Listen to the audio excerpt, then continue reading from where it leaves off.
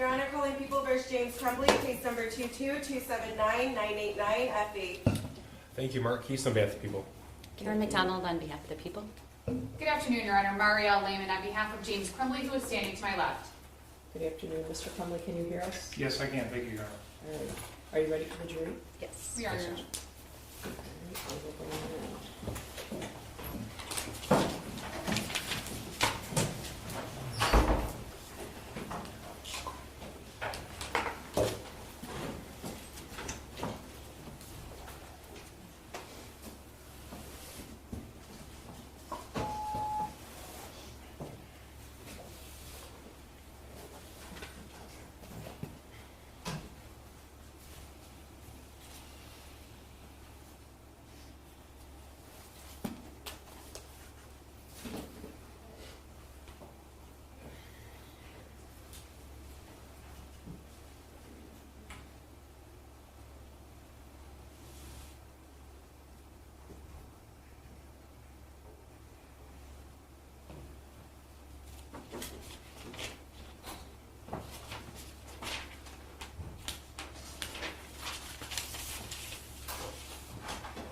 All rise for the jury.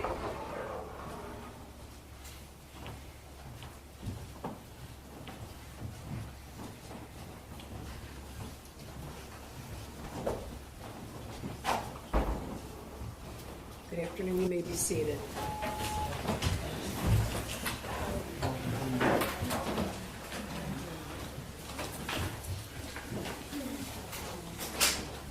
Ladies and gentlemen, the witness testimony and the evidence portion of this trial have been completed. We will now hear the closing arguments. Much like the opening statements, these are not evidence. They're only how each side sees the case. Because the prosecutor has the burden of proof, they also have a right to rebuttal. You also will have a copy of the jury instructions at the end of the trial and when you're deliberating. Right? Prosecutor?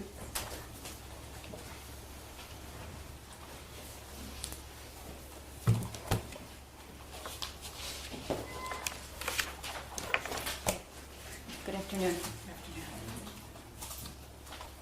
On November 30th of 2021, around 1 o'clock in the afternoon, Lieutenant Tim Willis doesn't remember exactly what happened immediately upon being informed that there's a possible shooter at the Oxford High School. Doesn't really remember who he called or how he got down in the elevator, but he remembers one thing. Whoever he called, the first thing the caller said was, "It's real." Doesn't really remember the details on how he got there that day. But he did tell you that of all the first responder scenes he's ever experienced in his 20 plus years of being in law enforcement, this was the largest and most serious by far, and the second, what didn't even come close. Ed Wagrowski, who is now works for the Secret Service, but was worked for the Sheriff's Office in the Computer Crimes Department, told you that he went so fast that he could barely keep his tires on the road. He told you that he will never forget the look on those kids' faces because they looked like zombies. He also told you that in that moment of crisis, he will never forget the looks on the parents' faces who were waiting desperately for their kid to get off those buses. Molly Darnell, a seasoned teacher who had years and years of training on what to do in an active shooter situation, she told you that even though she locked eyes with James Crumbley's son when he fired his SIG 9mm at her and hit her, she still couldn't believe she was shot. She told you that she didn't even put it together when she felt the warmth and burning on her arm. She didn't even trust herself to recognize a voice she'd known for over 20 years outside the door. And you heard from Christy Gibson Marshall, an assistant principal who had hours and hours of training on what to do in an active shooting situation. And what did she do? She ran towards the shooter. She ran towards the shooter. All the training, all the preparation, and she did the opposite of what she was trained to do and what she tells everybody else to do. Because she couldn't believe it. And even when she saw James Crumbley's son with that gun, she still couldn't believe it. But she wasn't going to leave because Tate needed her help. All four of these individuals trained for years and years and years. Law enforcement, what to do in an active shooting situation. Yet, all four of them, as experienced and trained as they were, had no idea how to accept the reality that this was happening. Which is why Lieutenant Willis remembers it's real. Ladies and gentlemen, those four people, they were adults. Those four trained, experienced people were adults.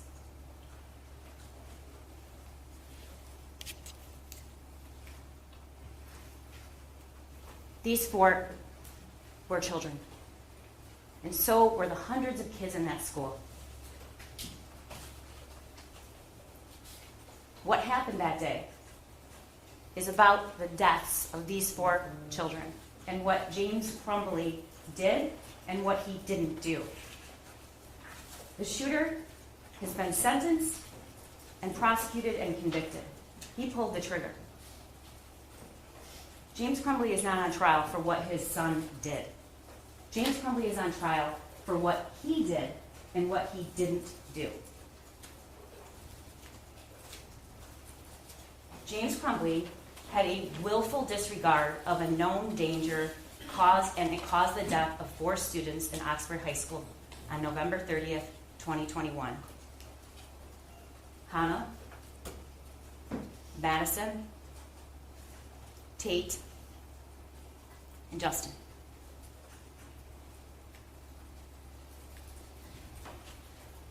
I'm going to spend a few minutes on the law, but the judge is the authority on what the law is, and she's going to instruct you what the law is. He's charged with 2 counts of involuntary manslaughter under 2 alternative theories. You don't have to find both. You don't have to agree on both.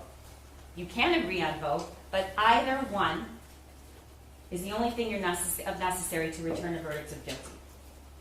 The first is that there was gross negligence in the performance of a lawful act, and that the defendant caused death, and in doing the act that caused death, he acted in gross negligence.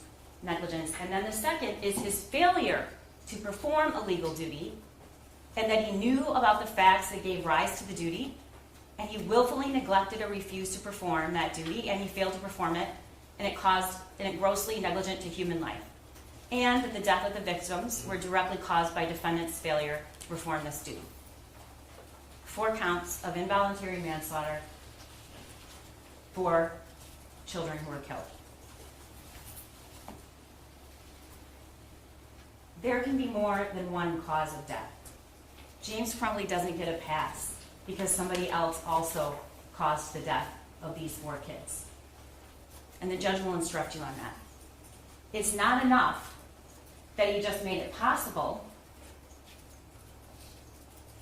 for the deaths of Madison, Tate, Hannah, and Justin. You must find beyond a reasonable doubt that the deaths were the natural or necessary result of his acts or failure to act. You heard the evidence about how each of those kids were killed. And as previously noted, there can be more than one cause of death.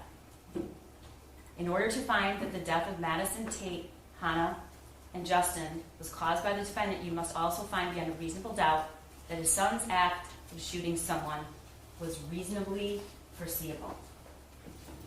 Not that he knew his son was going to kill 4 people. That is not what I have to prove. just that it was reasonably foreseeable. What's gross negligence? It's more than carelessness. It's willfully disregarding the results to others that might follow from an act or failure to act. And in order to find that, you have to find that defendant was grossly negligent, and you must find each of the following three things beyond a reasonable doubt. First, that he knew of the danger to another. That is, he knew there was a situation that required him to take ordinary care to avoid injuring someone else. Second, that he could have avoided injuring another by using ordinary care.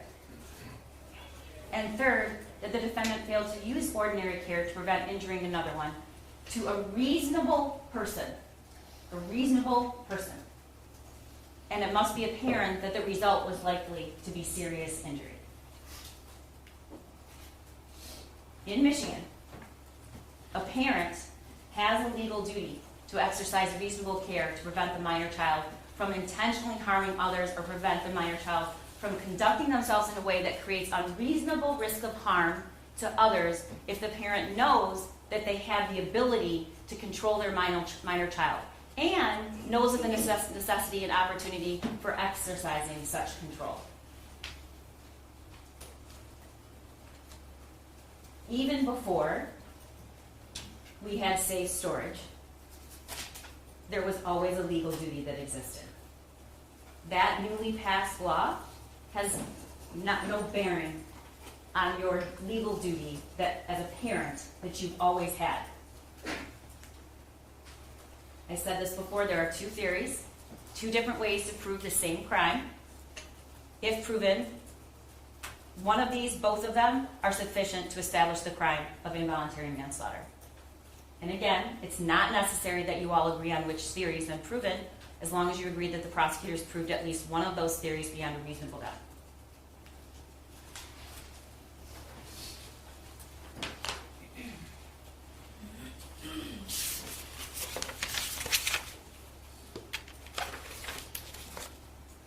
I want to stop before I talk about the evidence briefly. I want to know that everyone appreciates how much care and patience you've taken in listening. It's clear and it's obvious, and I thank you for doing that. There are people, though, who think that the prosecutor's job is just to convict people. And that's just not true. It's our job to present you with the facts and tell the truth and to be advocates, and telling the truth sometimes involves showing you things no one wants to see. Sometimes our job requires to produce evidence and testimony and pictures and images that we don't want to show you and no one wants to see them. But that's our job. That's my job. And it's not our job to sanitize, even though that would be easier. It's my job, and it's Mr. Keith's job, to present all the evidence to you and explain why we think the defendant is guilty beyond a reasonable doubt. Mark Keith told you when this trial started that any number of tragically small efforts could have saved the lives of 4 kids. That it was foreseeable and it was preventable. And the evidence presented in the last 5 days has proven that, ladies and gentlemen. James Crumbley was presented with the easiest, most glaring opportunities to prevent the deaths of these 4 students. And he did nothing. He did nothing. He did nothing over and over and over again. And the evidence shows that. This case is not about holding James Crumbley responsible for what his son did. Again, if he knew exactly what his son was going to do, he'd be charged with murder. It's about his legal duty and his failure to perform it, or to perform it in a negligent way. You heard the testimony of Molly Darnell. She told you that the first thing she saw when she looked through the window and saw the gun being raised towards her was that there was no orange tip, which she had learned previously, she doesn't remember where, meant it's a real gun. that he aimed the gun at chest level and he locked eyes with her, and the bullet landed 6 inches from her heart. Ed Wagrowski, who was a member of the Computer Crimes Unit in the Oakland County Sheriff's Office. He told you about what forensic evaluation of cell phone analysis is. He was qualified as an expert. He described his involvement and observations at the school that day. And he told you that he doesn't really respond to incidents like this. He was in computer crimes. No one comes into the office and says you have to respond to a critical incident, except that day. And you could tell that that had a great emotional impact on him. He watched hours and hours and hours of videos and images of that school that day to put together the evidence that we were able to present to you today and through the past 5 days. He reviewed all of it and he described and then showed you the path and the camera angles of the shooter's path through the school that day. He also presented the messages between Jennifer and James Crumbley and the messages between their son and his friend. He told you that there were over 20,000 text messages between the shooter and that one friend he had. He also told you in 1 year there were only 65 text messages sent between James Crumbley and his father. James Crumbley, who had either worked at home, was in between jobs, or had DoorDash.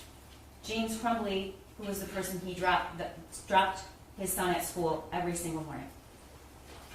He told you that the image of the gun that the shooter shared with his dad was deleted. We played the voicemail from the school on November 29th from Pam Fine, talking about his son searching bullets. He presented evidence that he was aware of that because Jennifer told him about it. She texted, "Did he tell you about what happened at school?" James responded, "Yes." He shared with you the defendant's communications on November 30th of 2021. And important to note, he was able to show you exactly the path that he took. Because of the cell phone data, some of you were probably surprised and a little concerned about how much somebody can actually know what you're doing, but it's a lot. And we know exactly where he was, what he did, who he talked to, and so we could trace his steps, which turns out to be some of the most critical evidence in this trial. He showed you through the DoorDash search warrant returns the locations of what James Crumbley was doing from the moment he left the school that morning until the moment he called 911. And only after he learned that there was an active shooter at the school did James Crumbley go home and look for the gun.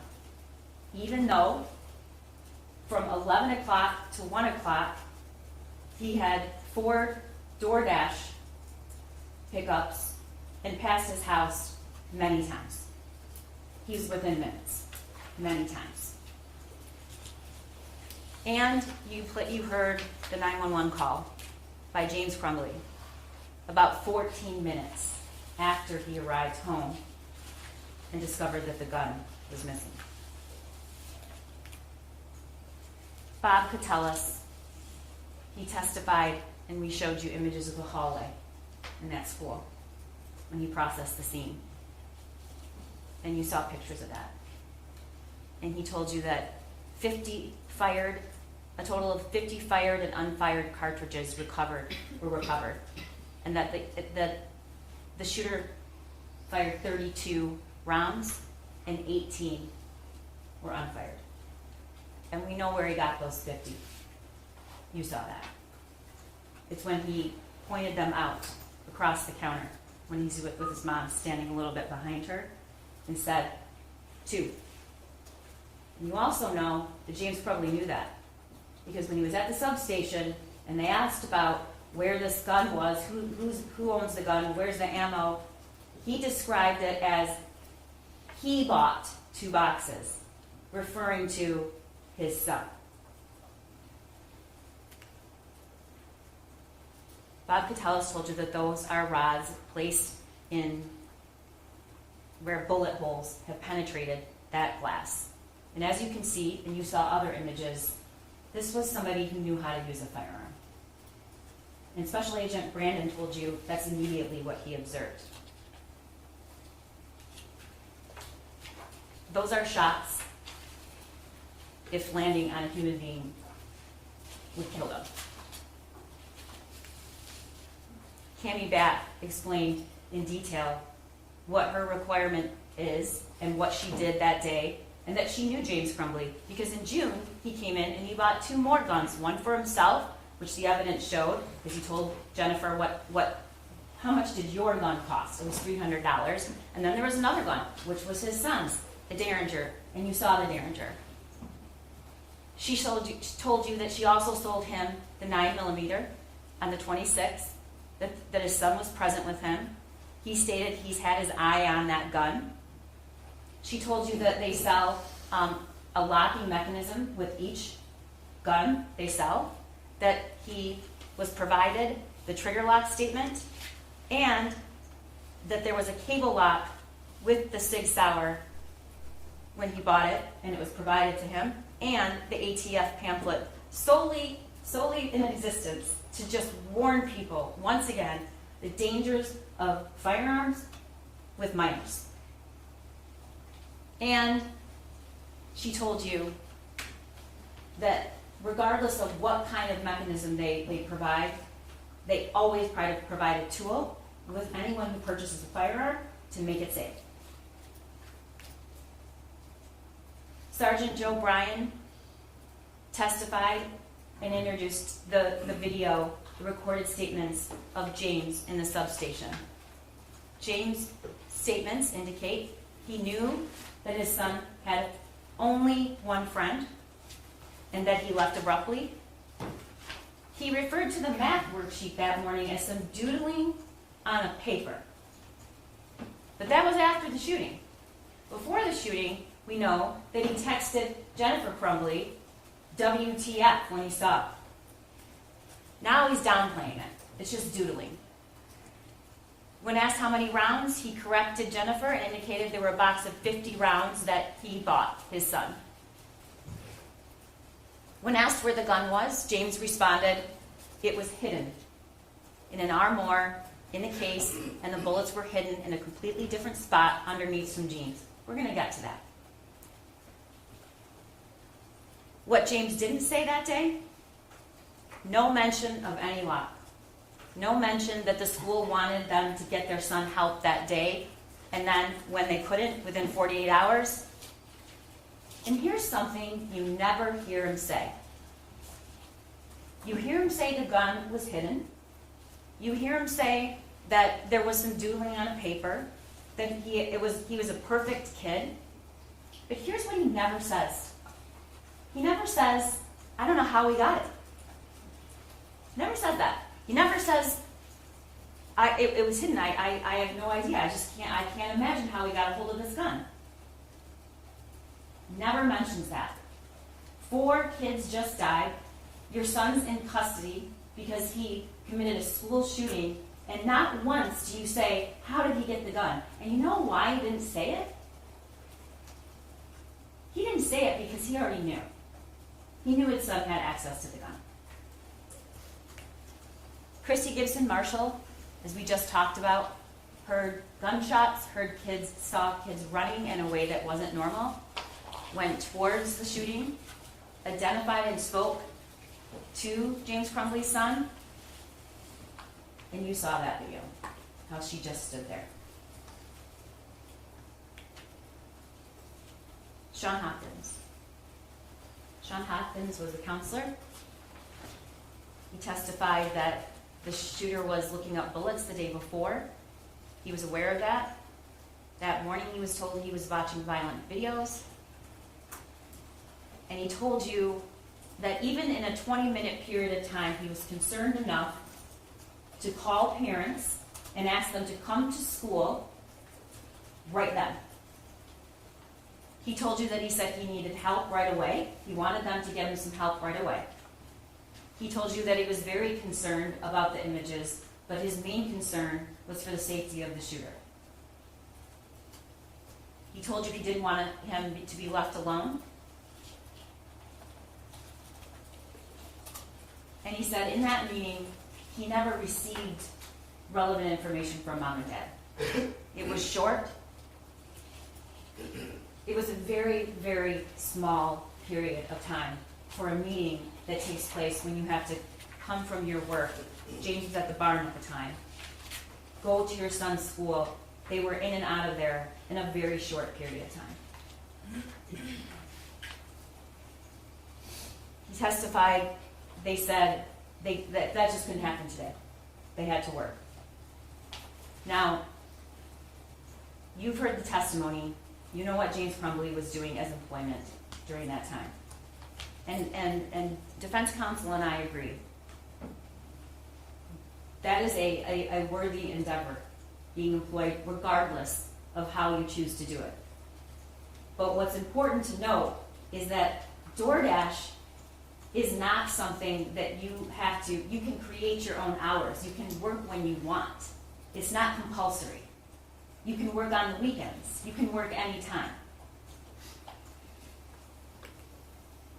Nick Ejak is the Dean of Students, testified that he was also at the meeting and that James Crumbley seemed irritated. And that at the time they knew only a fraction of what was going on. No one told anybody at the school. They just purchased him a gun. Neither one of them. James Crumbley didn't say, you know what, we had this fight before. They mentioned about the fight the night before about grades, but didn't really discuss it as a big deal. Didn't really discuss the gravity of what it was like for his son, who had one social connection to the outside world, and that person abruptly left with, and that his son found out because he just stopped texting him back. And that he was obviously so concerned and upset that he communicated that to his father because his father reached out to the friend's father. He didn't say that. He didn't say that the weapon wasn't secure. He didn't say that there had been signs that something wasn't right. Now, you may not like what the two people who were employed by the school and had contact with the Crumbleys that day did. You may not like it. I don't like all of it either. But my job isn't to present to you the evidence that just looks good for my case. My job is to present evidence to you, all of it, because this is about the truth. But he doesn't get a pass because you don't think the teachers did enough. He doesn't get a pass for that. And the blame shifting is only meant to send a message, I'm not accountable here at all. Even though I bought the weapon. Even though I didn't secure it. Even though I never got help from my son. Even though I could have taken him that day. Special Agent Brandon testified where he was when he heard about the shooting, what he did when he got to the school, how he traced the gun, how he found out who owned it.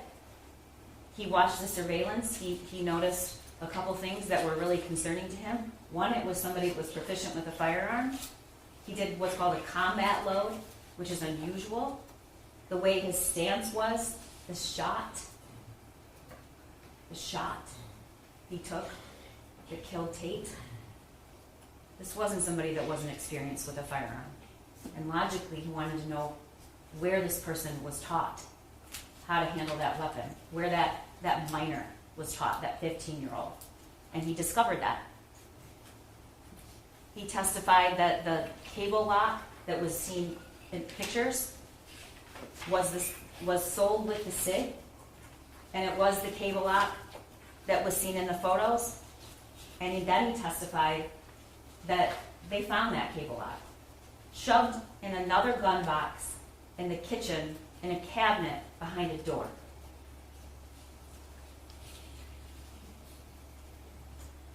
You also heard him tell you that the minute he looked at that drawing, he instantly noticed the gun. It wasn't just any old gun. It wasn't. And maybe you wouldn't have picked that up. But Special Agent Brandon did. And you know who else would have known? The person that purchased the gun, James Crumbley.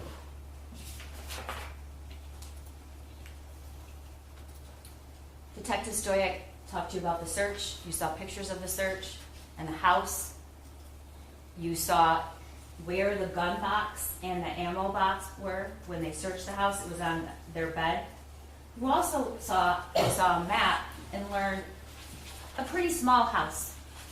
Pretty small. You learned he had 2 bedrooms. And you learned that in that master bedroom, which was small, there was the bed, some nightstands, and 2 other pieces of furniture. The TV stand, where he found the 2 other weapons that were in a gun safe, a locking mechanism, with the code set to 000, which is the default.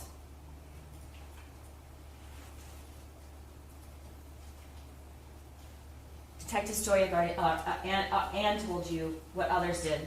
He never, ever, ever said that SIG was locked. He said it was hidden.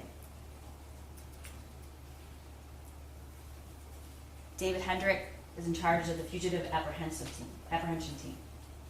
You learned what that is from 2 law enforcement officials. You learned that on the day the defendants were charged, they left a hotel in Auburn Hills, local, and drove all the way to Detroit in a building that is meant for businesses, not retail. People don't sleep there. And you heard what it was like when he arrived on the scene, when they were searching for James Crumbley and his wife.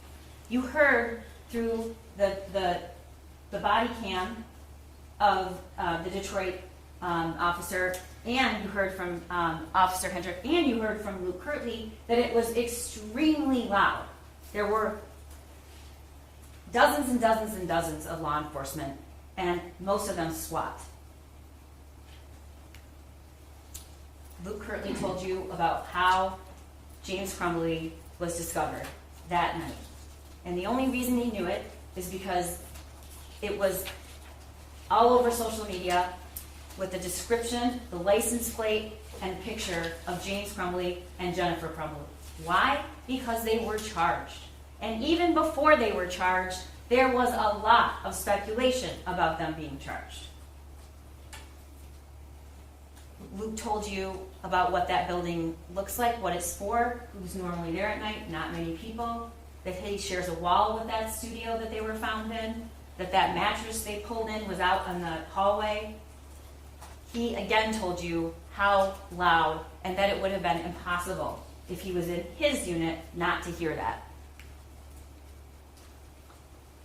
Officer David Metzke told you that there were tons of officers, multiple agencies, and that they took a 35-pound steel ram to bypass multiple doors, and they used it, and it was loud. I think he testified we have the bigger guys do that.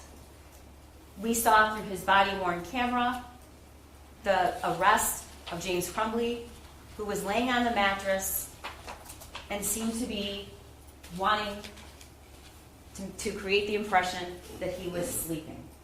There's a big problem with that. One, we know that shortly after Luke Kirtley went out to see the license plate, that he followed him shortly after, and he was awake.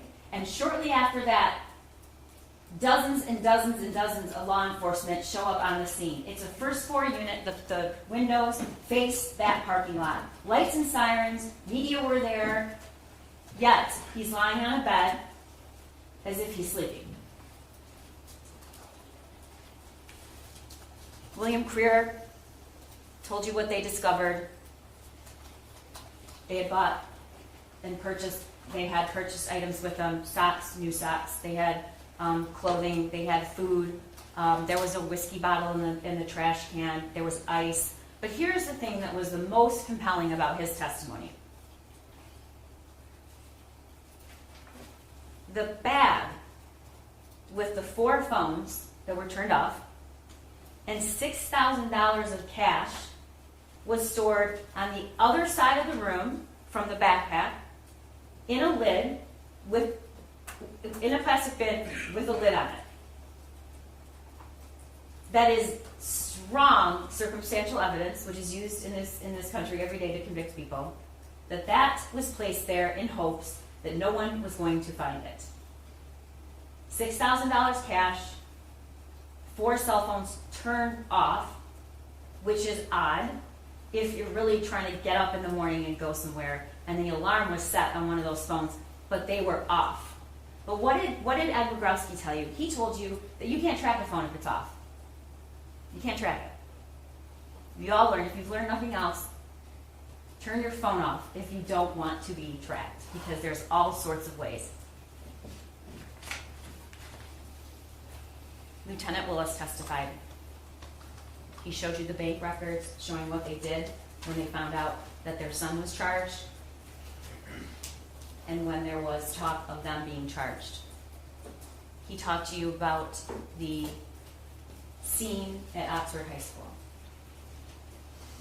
And it was a really detailed description of what it was like in that school that day. Because hundreds and hundreds of law enforcement officials went to that school, some miles away. No one asked them to.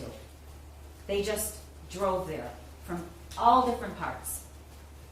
And so it was Tim Willis's job to take all of those people who wanted to help and give them something to do and get the scene processed and start building a case.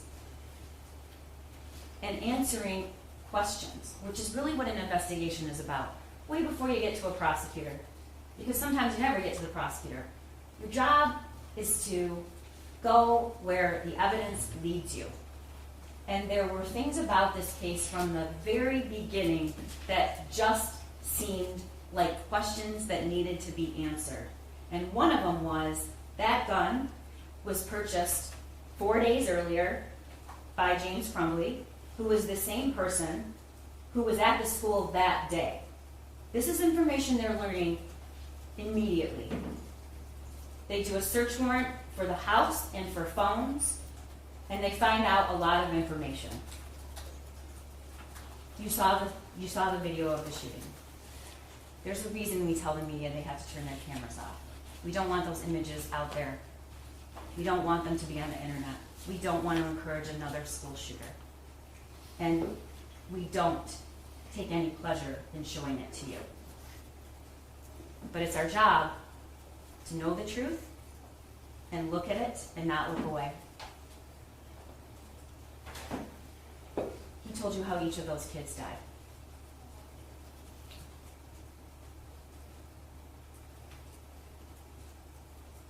Hannah was hit immediately after he left the bathroom. You saw the image and it was described to you. Madison Baldwin didn't run. She crouched down. There was a door 4 feet from her. And she put her hands over her head. And he walked right up to her and he shot her at close range in the head. Tate was shot. I talked about that shot he took as he was coming in the door. He had his headphones on. He didn't even know what was going on. And Justin Schilling was shot in the bathroom after several minutes of being in there. It wasn't immediately. Shooter went into the bathroom, stayed there. Justin knew the shooter was there. And there was another student in there as well. You saw him running, Keegan. And he ran after James Crumbley's son shot Justin Schilling, execution style.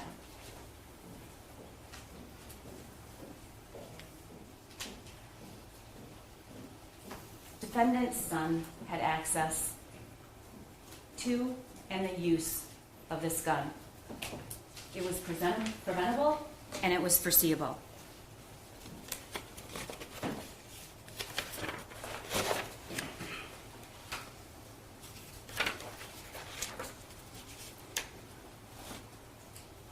You heard during jury selection, and you heard during opening, and if my prediction is you're going to hear it again, that this could be you. This could be any of us. This is what defense, this is their defense. That this could be you if you let your kid drive a car or leave with a sharp object. This couldn't be everybody. This couldn't be the person that takes their kid hunting. This couldn't be the person that buys a gun for their child to use, for their minor child, for their use. That doesn't create a criminal charge, ladies and gentlemen. It couldn't happen simply because you purchased a firearm or simply because you let your kid drive a car. Beware of the claim that this could be you. Beware.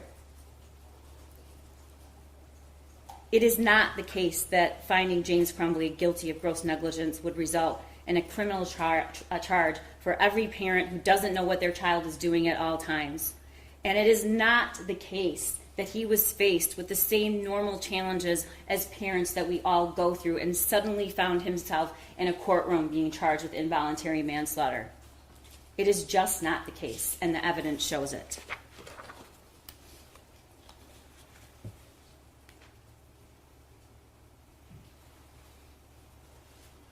In June, the Derringer and the Caltech were purchased by James Crumbley.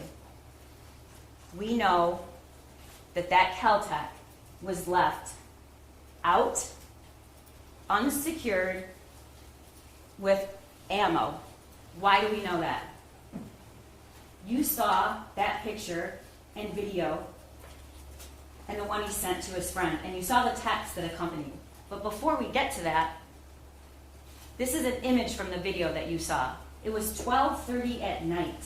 That is his cat, Dexter. That is the shooter's cat. That magazine is loaded, and it was shoved on a table to load it, not a proper or safe way to handle a firearm. And there is a round in the chamber, and the safety is off because red means dead. And Special Agent Brandon told you that. Even if James Crumbley was standing next to his son, that would still be an extremely dangerous way to handle a firearm. But we do know what happened. Because he told his friend when he texted it to him. My dad left it out, so I thought, why not? This is precisely the reason there's a legal duty in the state of Michigan to prevent your kid from harming himself or somebody else. All I need is my 9mm pistol, which I currently am begging my dad for. This is from his journal. First off, I got my gun. It's a Sig Sauer 9mm. Second, the shooting is tomorrow. I have access to the gun and the ammo. I have access to the gun and the ammo. Then we have defendant's own statements. James Crumbley said it's a substation. James responded when it asked where the gun was. It was hidden in our armoire in the case, and the bullets were hidden in a completely different spot underneath some jeans. Here's what he doesn't say. Never claims it was locked, never says it was inaccessible to his son, and again, never says or expresses any surprise on how his son got a hold of it. We know he took him to the range. We showed you videos and images of that. In fact, 8 times we know that happened.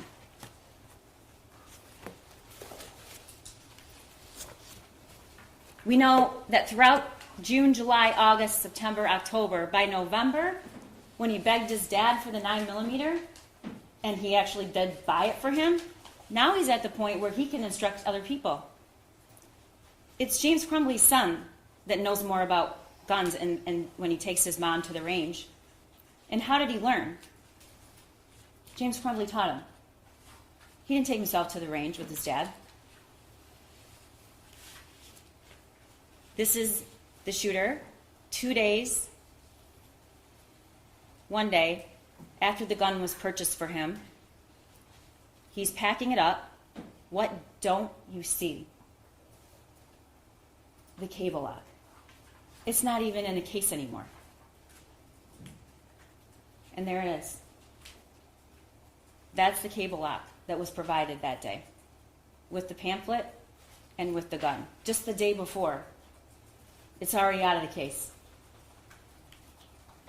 Here's where the other 2 guns were found in that bedroom, in defendant's bedroom, in a safe.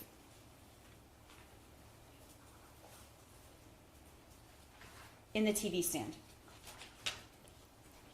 The code was 000. The important thing is that the SIG could not fit into that gun safe. Could not fit it. It's impossible.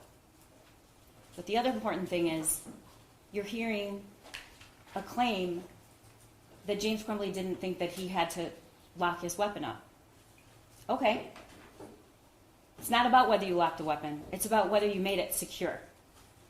And we already know he felt the need and understood his duty to lock the other 2.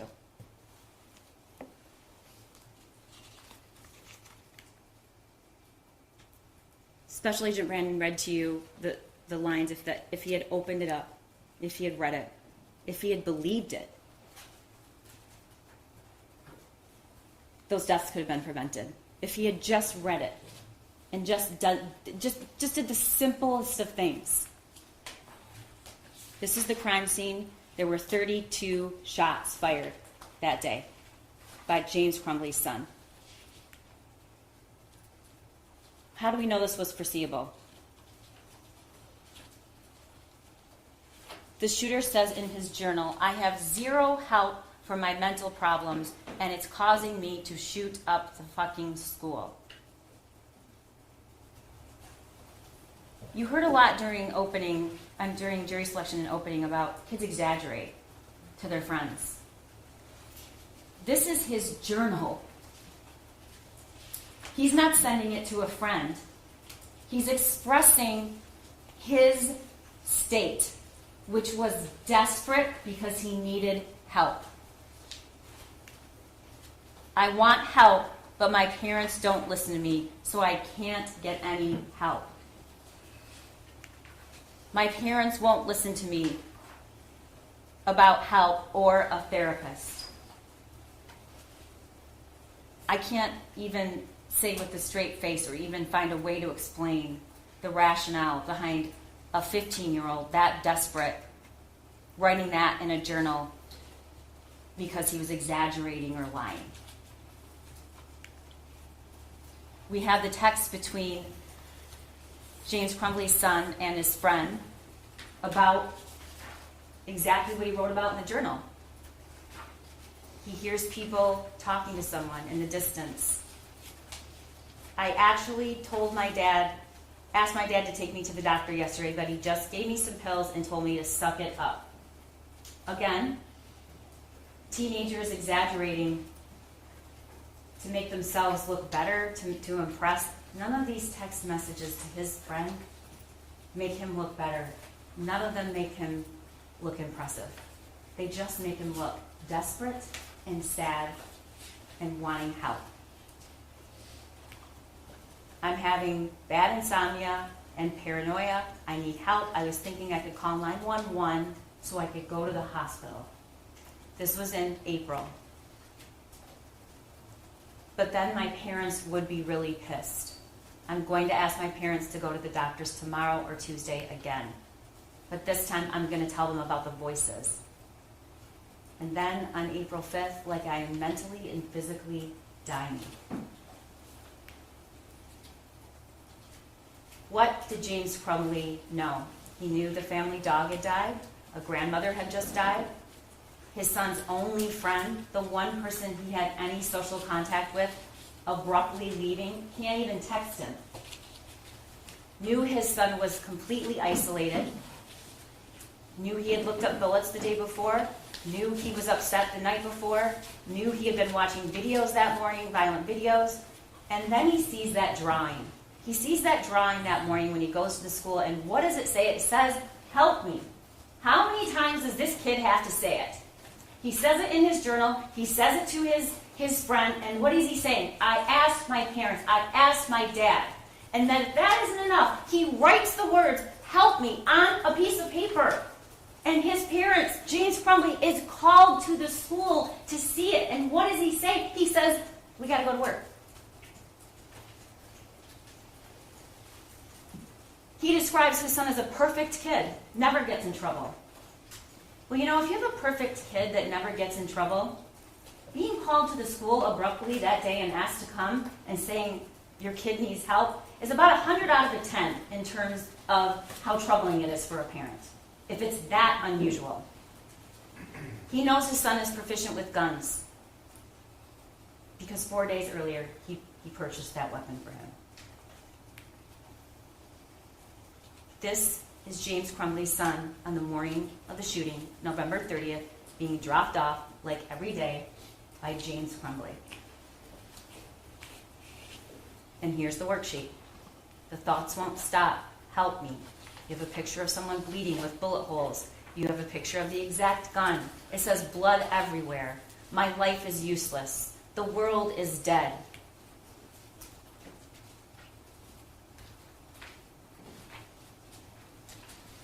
This is the worksheet James Crumbley looked at when it was texted to him. This is the worksheet he sat and looked at when he sat in that counselor's office. Those are the words he was reading when his wife said, "We can't do that today. We have to work." And he said nothing. And he leaves with a piece of paper with the names to call. This is what he was looking at. And there's the piece of paper. It took just one tragically small measure of ordinary care to avoid 4 deaths.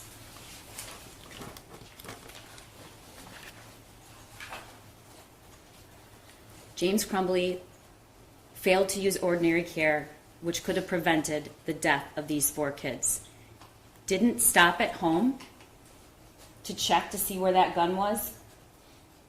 Even though you can't take him, which we know he could have driven around with him. He could have not done any DoorDash round until Jennifer comes back from work. He could have gone to see where that gun was. We know that in his DoorDashing, he was minutes away from 11 o'clock to 1 o'clock. He didn't search or ask to see the backpack. Never thought then to say, "Hey, can I talk to you out in the hall?" Or, "Hey, where's that gun?" Didn't ask his son where that gun was. Didn't check the journal, despite acknowledging he had one. Didn't lock and secure ammunition. Didn't lock or secure the gun. Didn't take his son home. Didn't take him to get this care that a counselor's telling you he needs. Didn't say, "We bought him a gun 4 days ago as an early Christmas present." And didn't tell the school much relevant information at all. And Sean Hopkins told you that. He also didn't disclose any of the instances that you were shown throughout this trial. That there was a message in March about him doing something stupid. Jennifer Crumbley was concerned about it. James was always home. Is he home yet? Is he home yet? Is he home yet? Leave me alone, I have to work. He's fine, is what he says. The incident about giving him melatonin and him being worked up. Didn't tell him that he'd asked him for help and asked to go to the doctor. Told him to suck it up. Didn't say about the friend and how it was his only person he ever had any social contact with. That there were multiple guns in the home. That he was begging for a 9mm. James Crumbley never even shot that gun. He didn't fire it once. He had it. He purchased it on Friday. On Saturday, he was gone all day doing DoorDash. On Sunday, he was gone all day doing DoorDash. in that he wants you to believe he had this secure hiding spot. What, it was a hiding spot for one day? We know it wasn't there on Saturday. We have the shooter taking pictures of it. And we know the cable lock isn't around. And we know Jennifer leaves. He's alone with this gun. Didn't say that it was identical to the one in the drawing. Didn't say he bought 50 rounds to take home. Expensive rounds to use at a range. This is the DoorDash information from 11 o'clock to 1 o'clock and all of the times he passed that house. He was within minutes. We know that he was absolutely concerned about this worksheet until after the shooting in the substation where he says it was doodling. We also know that not once on any of his devices did we find any searches or information he was trying to get about firearm safety or how to make sure a minor doesn't get a hold of it, laws, any of it, until after the shooting. We know that at 10:37 he arrives at school. His son leaves at 10:52. They're gone by 10:53. At 11, he logs on to DoorDash. He completes 4 orders. He tells us in the 911 call and at the substation he saw cop cars. We know that 12:51 the shooting starts, and we start to see students and parents, we heard, arrive at the Meijer. They're being told by dispatch that's where the reunification time is. James drops off his last order at 1:01. The email comes out from the school at 1:09. At 1:11, James is in the Meijer parking lot. It's unclear exactly why. He calls his wife for 57 seconds. That's the call lasts 57 seconds. He's on the phone with her for 10 minutes and 19 seconds. He gets home at 1:20. During that call, she texts her boss, the gun is gone and so are the bullets. So we know that by 1:23, both of them had knowledge about that. He calls her again, 1:30 to 1:33, another 3 minutes. And finally, calls 911 at 1:34.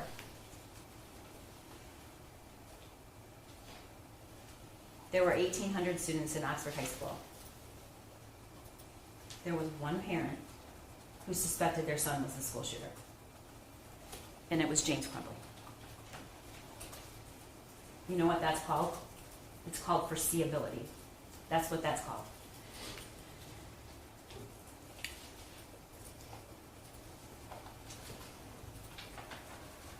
What's the location of your emergency? Okay, I'm not really sure. I'm at my house. There's an active shooter situation going on at the high school. My son goes to the high school. I have a missing gun at my house. I need an officer to come to my house right away, please. Okay, I'm not going to be able to send anybody to your house right now. So they're on the active shooter situation. I understand that. There's a million cops there. I have a missing gun, and my son is at the school, and we had to go meet with the counselor this morning because of something that he wrote on a test paper, and then I went down and I saw a whole bunch of cops going somewhere, and I made sure that I wanted to get to the hospital to see someone going to the high school, and then somebody told me that there was an active shooter, and then I raced home just to find out. Okay, and I think my son took the gun. I don't know. I don't know what's going on. I'm really freaking out. My son's name is Ethan Crumbley. Crumbley. E-W-Y. All right, sir, I'm going to put you on hold for just a second, okay? After Dr. Cookman come in and see if I can do anything for you, okay? We'll put you on hold. Thank you. Okay, good.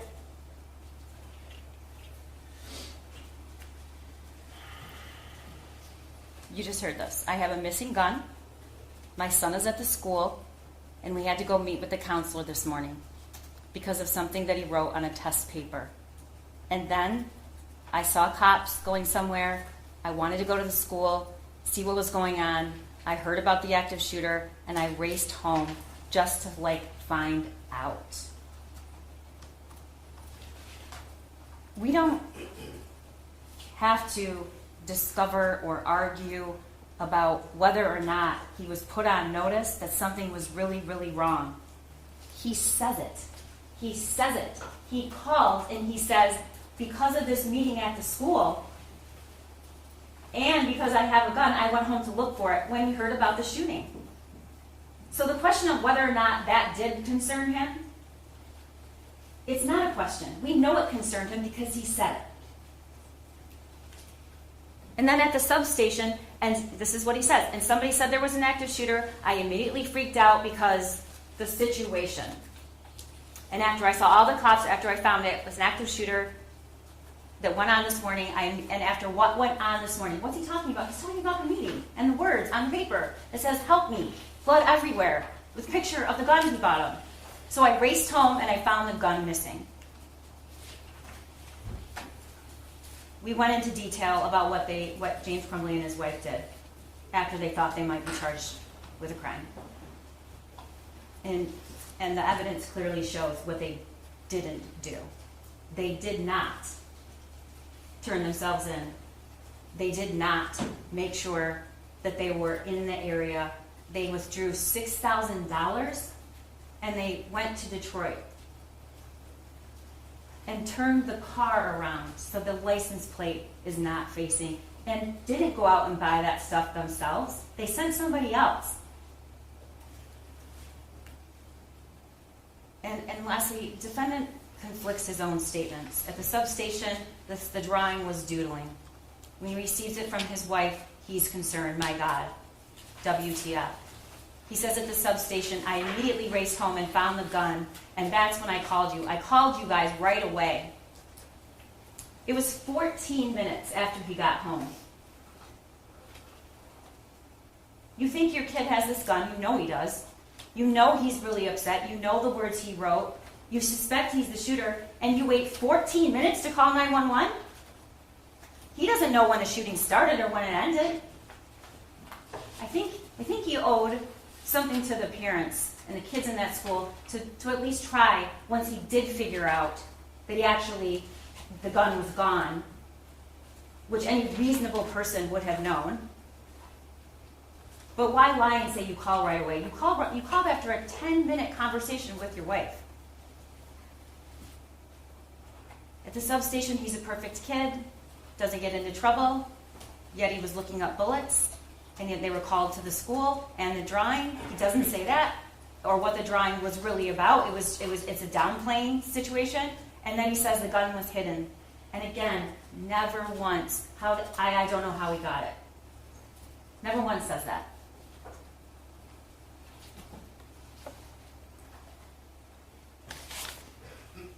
James Crumbley had concerns that day. He knew something was wrong. He said it in his own words. And we know that because of what was on the drawing, and we know that because we know what his response was when he received the drawing. He kept those concerns private that morning. But he didn't just fail to inform the school. He failed to act. James Crumbley failed his son in a tragic way. You're not going to hear me say that's not true. But he didn't just fail his son. He failed Hannah. He failed Madison. He failed Tate. And he failed Justin. He failed to perform his legal duty to prevent these kids from being killed. And he failed their parents, too. And I ask that you find him guilty. Thank you. Thank you, Prosecutor. Ms. Lehman? Yes, Your Honor.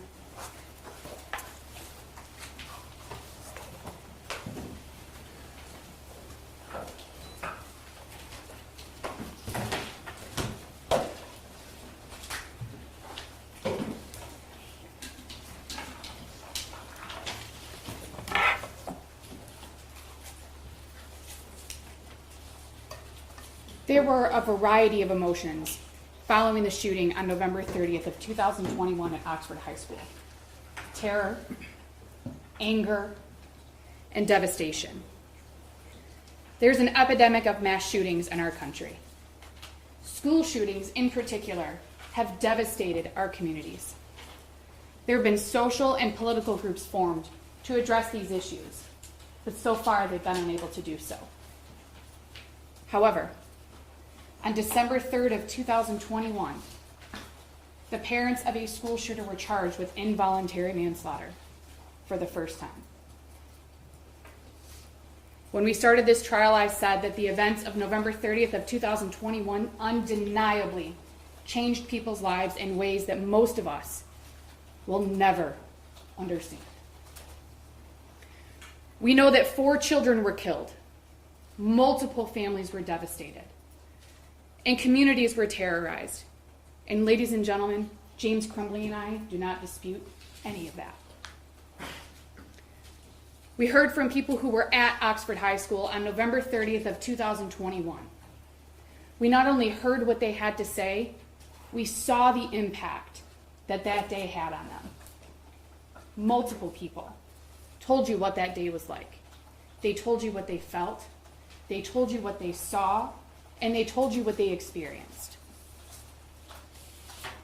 You were also shown videos of what happened inside of the school on November 30th of 2021. We can agree that you all heard a lot about what happened inside of Oxford High School on November 30th of 2021 through videos and testimony. This case is not about what happened inside of Oxford High School. This case is about what happened outside of Oxford High School. This case is about what James Crumbley knew on and before November 30th of 2021. James Crumbley was charged on December 3rd, 2021 for the deaths of Hannah St. Juliana, Madison Baldwin, Tate Meir, and Justin Schilling. As you've seen throughout this trial, the charges and allegations against James were based on assumptions and hindsight about James and his knowledge about his son, who we've referred to as either his son or the shooter. The prosecution is asking you to second guess the decisions made by James Crumbley on November 30th of 2021 and before those days. And as Sean Hopkins told you, it's easy to look at things in hindsight. But we aren't here to look at things in hindsight. We are here to look at what James Crumbley knew prior to and on November 30th of 2021 before the shooting began. You heard no testimony and you saw no evidence that James had any knowledge that his son was a danger to anyone. You heard no testimony and saw no evidence that James Crumbley knew what his son was planning. You heard no testimony and saw no evidence that James Crumbley was aware that his son knew where the firearms in the home were hidden. You heard no testimony and saw no evidence that James Crumbley was aware that his son had obtained access to those firearms and had handled them unsupervised. Still, the prosecution wants you to find that James could foresee that his son was a danger to others, and that James acted in a grossly negligent manner or breached a duty that he owed to other people, despite having no information at the time. You obviously know that the defense has no duty to present a defense. We talked about that during jury selection. The judge will give you instructions on that and the law on that. But we did bring out more information so that you all had a more full picture, a more complete picture of what happened in the days leading up to November 30th of 2021, and even on November 30th of 2021. But in the end, if you have any questions, if there's anything that you're unsure of, if there's anything that you're wondering about, the prosecution was the only one that had a burden of proof. when it comes to burdens of proof in this country, beyond a reasonable doubt is a very, very high burden. In civil cases where people sue each other for money, the burden of proof is 50-50. Preponderance of the evidence, whether or not somebody gets money and somebody has to pay money. In cases where the state wants to take your child due to abuse and neglect, it's clear and convincing evidence. A little bit higher. Beyond a reasonable doubt is the highest burden in our country, the highest burden of proof as it relates to criminal prosecutions. Judge Matthews is going to instruct you that reasonable doubt is just that, a doubt based on reason and common sense. It can be based on the evidence, or it can be based on the lack of evidence. When it comes to reasonable doubts, you can have 1 or you can have 10. You don't have to have the same reasonable doubt as your neighbor. What matters is that if a juror has a reasonable doubt, then they must vote not guilty. You can believe that if the prosecution had evidence that James Crumbley knew that his son was a danger to others, you would have seen it. Especially if James knew what was inside of that journal. We've heard about the journal. If James knew what was in that journal, the prosecution would have told you that. If James knew that his son had gained access to his firearms, the prosecution would have told you that. You definitely would have seen it. And the fact that you have not seen any of that evidence can be your reasonable doubt. You can also believe that if the prosecution knew that James Crumbley knew that his son knew where the firearms were stored, the prosecution would have told you that. You would have heard about it, but you didn't. Because James didn't know. He didn't know that his son knew where those firearms were. Absence of evidence that James knew that his son had learned where those firearms were can be your reasonable doubt. Also, if James had violated any laws as it relates to storage, specifically gun storage, you would have heard about that. But you didn't. In fact, you heard from ATF agent Brandon, who told you there are multiple ways to store a firearm. Multiple ways. You can use a safe. You can use a cable lock. You can use a trigger lock. You can store it unloaded with the ammo separately. You can store a firearm in any number of ways. That came from ATF agent Brandon. Those were his words. If the prosecution had evidence that James knew that his son was accessing firearms without his permission, not that his son was accessing them without his permission, that James knew that his son was accessing them without his permission, the prosecution would have shown you that. But you didn't see it because it isn't true. James didn't know. This can be your reasonable doubt. Mr. Wagrowski testified that James would have heard his son handling the firearm, the Kel-Tec that you saw the video of, where he sets the Kel-Tec on the table and loads the magazine. He slides the slide forward. He releases the slide forward. Mr. Wagrowski testified from this chair that James would have heard that because of the volume of the sound and because of the size of the home. You all have observed James throughout this trial. You've seen him. Judge Matthews instructed you at the beginning, James is wearing headphones. James is hard of hearing. He needs a hearing-assisted device to hear, even in this courtroom. And if you watched, there were points where he had to push the headphones into his ears so he could hear better because he still couldn't hear well enough. Your Honor, I hate objecting in a closing, but that is not evidence, and her client didn't testify, and so it's just not evidence what he was doing, and it's just not. And his headphones are not evidence. There's evidence that he needs a hearing device, as I explained to you in the beginning of the trial why he was wearing those headphones. Go ahead. Thank you, Your Honor. Mr. Wagrowski also testified that he could not indicate and could not say with certainty where James was at the time that his son made that video. He knew that James was likely at the home. He didn't know if he was outside in the very large backyard that Detective Stoyak told you about. He didn't know if he was in the home. He didn't know if he was standing next to him. He didn't know if he was standing outside. He didn't know if he was in another room. He didn't know if he was sleeping.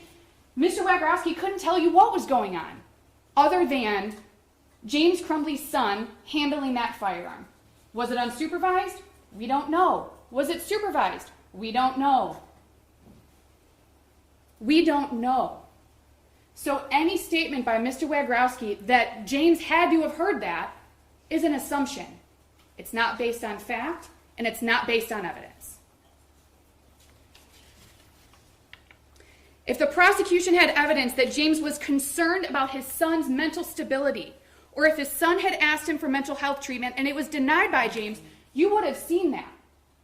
Not a statement by his son to a friend or a writing in a journal, a statement by James that he acknowledges that his son was having issues, that his son was having a hard time, that his son needed help. None of you saw that. None of you saw that because it's not true. James had no idea that his son was having a hard time. Instead, you saw texts between James's son and his friend in April of 2021, where his son says he's going to tell his parents about the issues he's having. You also heard testimony from James's sister, who said she saw him within a day or two, maybe 3 days, of those texts being sent to his friend in Florida after their mother passed away. James and his sister's mother passed away. She spent a week or a week and a half and saw them, saw James and his son, and saw no concerns. Not worried, didn't hear anything, didn't see anything, wasn't made aware of anything, no concerns.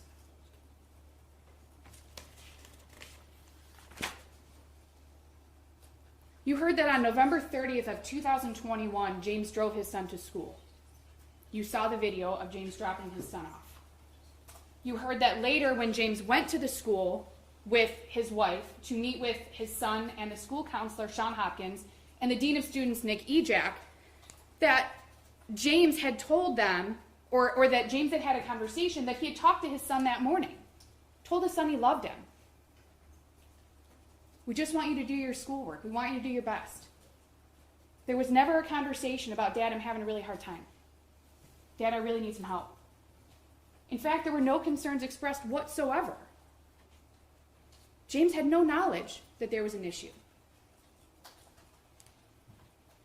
You also heard Sean Hopkins and Nick Ejak both testify that in the office, sitting in the office, that James sat next to his son, right in front of Sean Hopkins' desk, sat next to him, went over the piece of the math assignment with him, the drawings, what was on there, that he was caring, that he told his son, you can talk to me. You can talk to other people. There was some reference to a journal. There was no indication that James knew what the journal looked like, whether or not his son was even writing in a journal, where it was, how often he used it. No indication at all, just that one may exist. And again, in that meeting, there were no comments, whether either before James got there or after he arrived, from James's son to the school counselor or the dean of students saying, I really want some help. I'm really having a hard time. I really need to see someone. I've been trying to talk to my parents and they haven't been listening to me and I need you to tell them. That didn't happen. Instead, Mr. Hopkins testified that he had concerns about the level of although appropriate, the level of sadness that James's son was experiencing. Sadness associated with the losses that he'd had that year. He lost his grandmother. He lost their Great Pyrenees dog. His friend moved away. He had a hard time with COVID. He struggled with virtual school. Mr. Hopkins was concerned about the sadness and wanted James's son to see someone to ensure that it didn't get any worse. Not that he had to see someone right now. It's an emergency. He has to see someone right now. That's not what was said. In fact, if you recall Mr. Hopkins' testimony, and I believe Mr. Ejak said the same thing, that James and his wife were told that the school was going to follow up with them within 48 hours. Now, in Mr. Hopkins' head, he testified he was thinking it was going to be the next morning, but he told them 48 hours. You heard Mr. Hopkins testify that James's son said he wanted to stay in school. In fact, he even asked for his homework while sitting in the office waiting for his parents. He asked for them to go get his homework. So they went and got his backpack. They brought it back. He started working on schoolwork. His attendance wasn't bad. There's some question about whether or not he missed one or more days of school that year, but his attendance wasn't bad. His grades weren't terrible. They were average, according to Sean Hopkins. There were no concerns, even by Sean Hopkins and Nick Ejak, beyond the sadness that they saw James's son was experiencing. The absence of evidence that James knew about the struggles that his son was having can be your reasonable doubt. You heard from James himself more than once.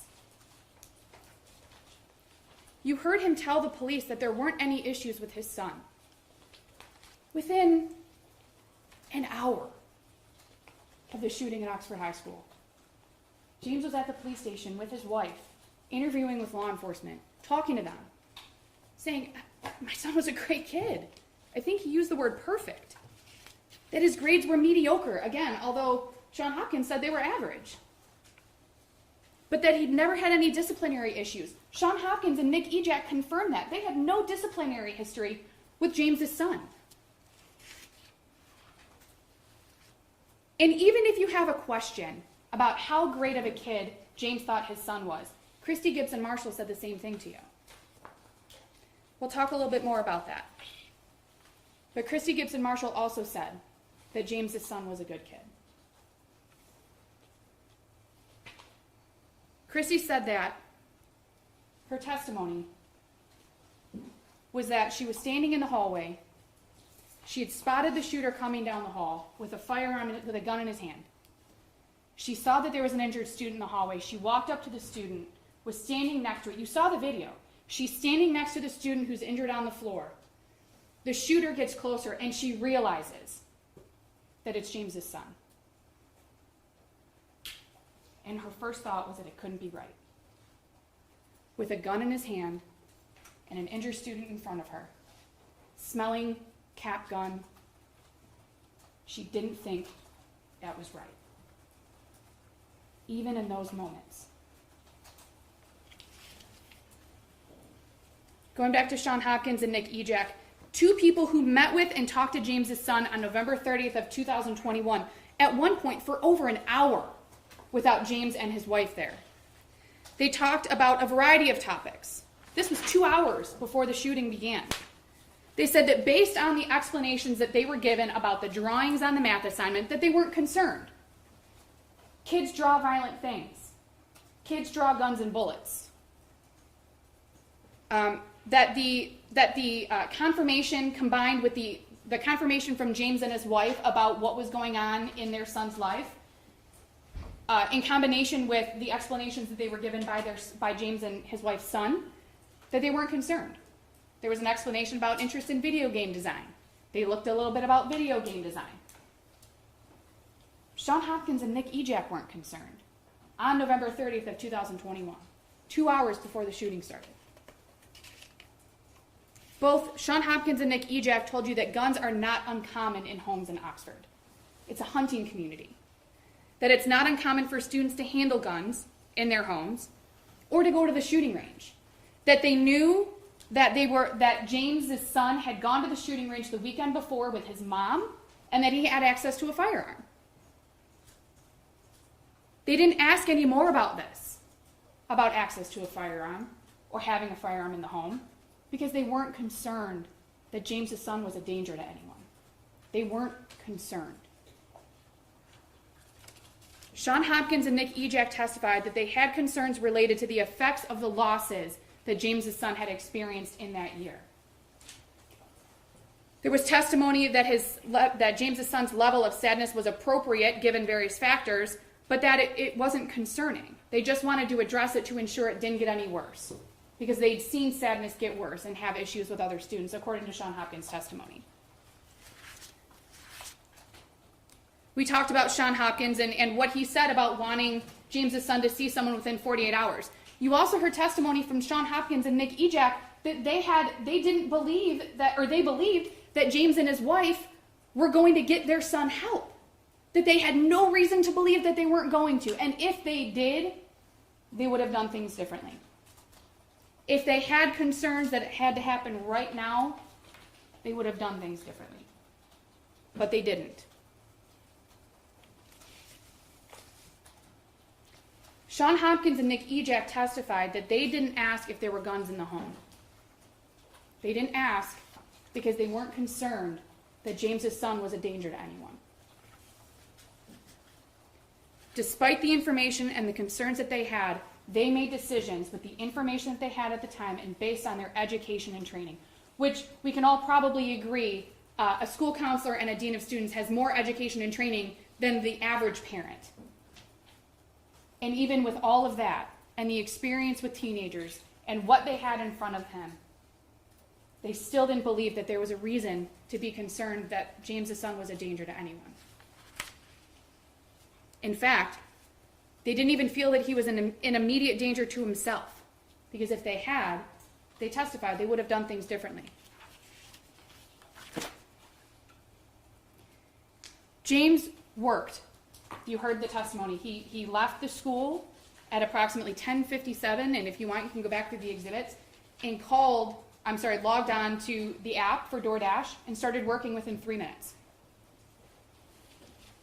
The prosecution is focusing on James not going home in the time from leaving the school and when the shooting started. Why would he? He didn't know. He didn't know what was going on with his son. He didn't know what his son was planning. He didn't know that his son knew where the guns were. And he didn't know that his son had somehow obtained access to those guns. Or a gun. He didn't know. So why would he go home? There was no reason to. You heard about James's actions following learning of the school shooting, or following the school shooting. You heard that he went to the Meijer, which was the reunification point on Ray Road. You heard that he saw the police lights, he saw multiple police cars, he followed them. He actually tried to go to the high school first, and he couldn't, so he went to the Meijer. And it was there that he learned that there was a shooting at the school, that there was an active shooter at the school. There's evidence and exhibits showing James's movements while at the Meijer. He was there for approximately 6 to 7 minutes. In that time, he texted his son. You can see that on exhibit 375. He called his son to see if his son was okay. He texted his son again. He called his wife. He talked to his wife for about a minute, and he left the school. Then he called his son 2 more times. 2 more times in less than a minute to find out if his son was okay. He talked to his wife again for about 10 minutes. You saw a text during that phone call from James's wife to one of her coworkers where she says that their son was the school shooter. Contrary to Detective Lieutenant Willis's testimony that James said his son was the school shooter, he didn't. James didn't say that. You heard the 911 call a few minutes ago. That's not what James said. James called 911 at 1:34 p.m. and said that his son was a student at Oxford High School, and that after he'd learned about the school shooting, that James had gone home, he found the gun and bullets missing. He didn't know if his son took it, that he didn't know if it was him. And if you recall, Nick Ejak and Sean Hopkins both testified that even during the shooting at the school, even after the meeting that morning with James's son and James and his wife, even in those moments, they did not suspect that James's son was the school shooter. Sean Hopkins testified that he didn't even think that it was James's son who was the school shooter until after he checked attendance, after the shooting had ended, and after James's son had been arrested. You heard James say on the 911 call that he was really freaking out. You've heard that a couple of times from James. And you can listen to that call yourself. It's Exhibit 154. You can almost hear, as James is talking to the dispatcher, how he's looking back at what had happened that morning and trying to piece things together and figure out what's going on. You heard from James 2 more times within hours of the shooting at Oxford High School, once at the substation and once while in the backseat of a patrol car. At the substation, James learned that his son was the school shooter, that he was not injured or anything, that he was in fact the school shooter. You heard James say he was freaking out. He asked for a water. His mouth was dry. He was freaking out. James was emotional. I believe that Detective Sergeant Bryan testified that James was sobbing, that he was crying. You can watch it. You can see how James was reacting in that interview. Detective Bryan said that James was forthcoming, that he was willing to speak with them, even after James's wife suggested, maybe we should get a lawyer. Maybe we should stop talking. James said, no. Let's keep talking. I want to keep talking. It's okay. We can keep talking. And he does. He told the police how many guns were in the home, where they were located, that the handgun that was used by James's son in the shooting was a 9mm Sig Sauer. He mispronounced it. We've all heard that. That it was hidden in an armoire. No one in that interview, neither of those 2 law enforcement officers in that interview said, well, you shouldn't have had it there. Was it locked? How did your son get it? You didn't hear those questions. You heard James tell the police that the handgun was stored unloaded and that the ammunition was stored somewhere else. It was stored separately, under some jeans. Again, those 2 officers didn't say, well, you shouldn't have done that. That wasn't right. Well, you did that the wrong way. Well, that was really irresponsible of you, Mr. Crumbley. They didn't say any of that. The police didn't ask if the gun was locked or in a safe. James clearly told them that 9mm was hidden. And the police moved on.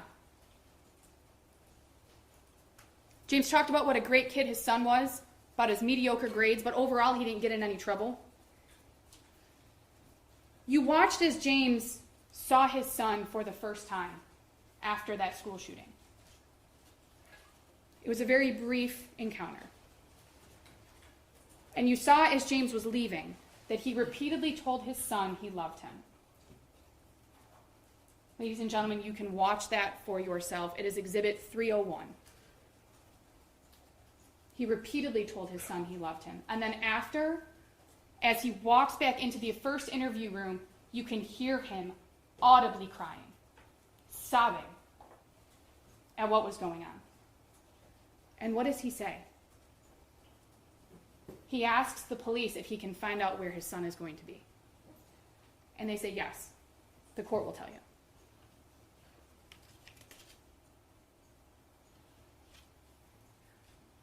In that interview, you also heard James Crumbley say, I wish we had taken him home. In hindsight, looking back, I wish we had taken him home. James had no knowledge that his son had access to any of the handguns in the home. You saw his son's own words sometime after November 27th of 2021 and before November 30th of 2021. And we know that because in Exhibit 359 on page 22, his son specifically writes 9mm. And we know that there was no 9mm in that home prior to November 26th of 2021. We know that James's son went to the shooting range on November 27th of 2021 with his mom. So we know that that had to have been written sometime between November 27th and November 30th of 2021.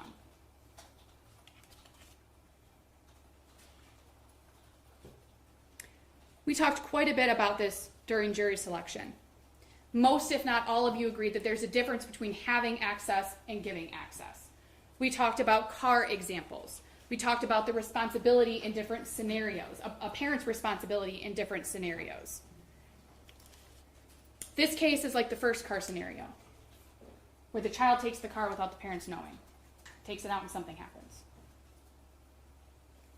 This is the first scenario.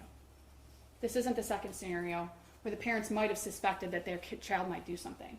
This wasn't the third scenario, where James knew his son was going to do something and just handed him whatever it was he was going to do it with and said, here, take it. This is the first scenario, where James Crumbley had no idea what his son was capable of. He had no idea what his son was planning, and he had absolutely no idea that his son had access to those firearms. Also, as an aside, if it really were his son's gun, why was it hidden in James's bedroom? If it really were, why was it hidden? Not only in the bedroom, but in a location that James's son was not aware of. Sometime before November 26th of 2021, James's son wrote this in that journal notebook that was found. Exhibit 359, page 15. We know that it was before November 26th of 2021 because of some of the other statements that are around that journal entry, which you can look at if you'd like, but they reference a 9mm and a .22 caliber, and we know that there was not a 9mm in the house before November 26th of 2021. And even here, I don't know where my dad hid it, is a reference to .22 Caltech. Even before November 26th of 2021, well before November 30th of 2021, James Crumbley's son didn't know where those firearms were. He told you he didn't, in his own words, in his own handwriting, which was verified by law enforcement.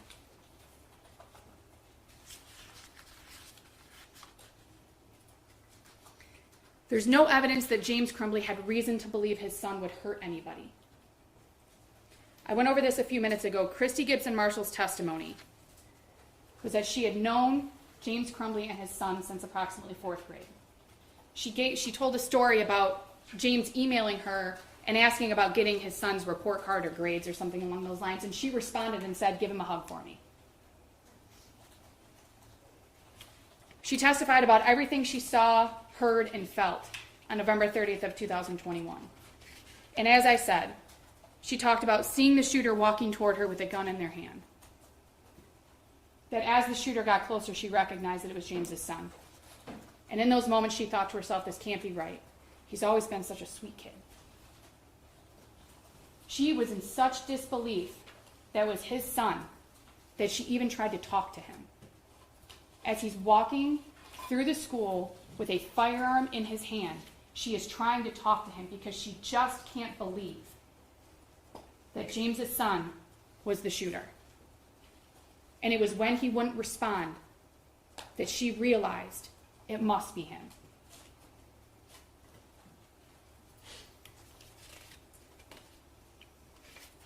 ATF agent Brandon testified there were no laws governing the storage of firearms. We went over this a little while ago. We talked about the various ways that you can store firearms. I outlined a few of them. He testified that people store firearms unloaded and unlocked, which in and of itself is not irresponsible or dangerous in 2021. Not putting a gun in a safe or using a trigger lock alone does not mean that that person is irresponsible. Now, ATF agent Brandon gave you his opinion about what he saw on that math homework. That opinion was given within the last couple of days. And with all due respect to Agent Brandon, his opinion on what he saw is irrelevant. It doesn't matter in this case. What matters in this case is what people thought that math homework showed on November 30th of 2021. And those people weren't concerned. They didn't see what Agent Brandon saw. They saw images that weren't concerning, that are common, that other kids write and draw about. The concern was that he was sad and needed to talk to someone.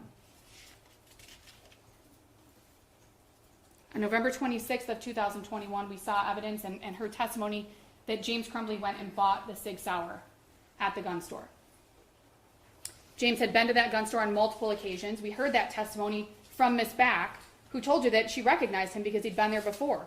There were at least 2 other handgun purchases from that store, which we heard about, the .22 Derringer and the .22 Keltec. James indicated, per Miss Back, that he'd been looking at the Sig Sauer for a few days, or a while. She couldn't really remember which one it was. She testified to both. That he knew that that was the one he wanted to purchase. So he did. You also heard Agent Brandon testify about the cable lock that was found in that Sig Sauer gun case. That the sleeve that the cable lock came in was essentially in pristine condition, that the keys were still inside the lock. Now, if you recall, that Sig Sauer was used. James bought that used. That sleeve being in pristine condition means that the person before him didn't use it either.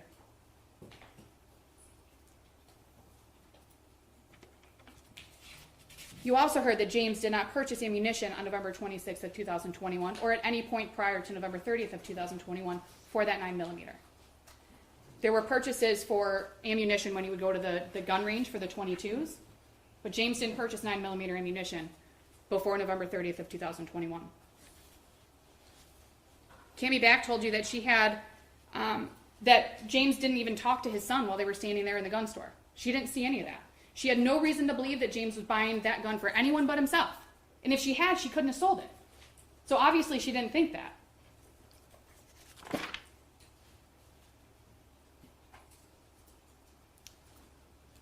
On November 3rd of 2021, James Crumbley and his wife left a hotel that they had been staying in. Well, they had stayed in a couple different hotels, but they left a hotel that they had stayed in after the shooting on November 30th. You heard some testimony, or you heard some information that their residence had been made public, or there was media there, or there were things going on, and you can imagine. I mean, you all can imagine what that was like in the days following the shooting at Oxford High School. You heard Agent Brandon testify today that James and his wife were in and out of that building throughout the day on December 3rd of 2021. You heard testimony yesterday from Detective Willis that they arrived at approximately 11 a.m. and that they were there for the day. They were obviously arrested later that night. But you heard testimony that Luke Kirtley saw at least James Crumbley. You heard that James and Jennifer had both gone in and out of the building. Jennifer is his wife, had both gone in and out of the building throughout the day, various times, to smoke, walk out to the car. Sometimes one of them went, sometimes both of them went. December 3rd, 2021 was a Friday. It was a work day. They were in and out. You heard that there were at least 14 cigarette butts found near their vehicle.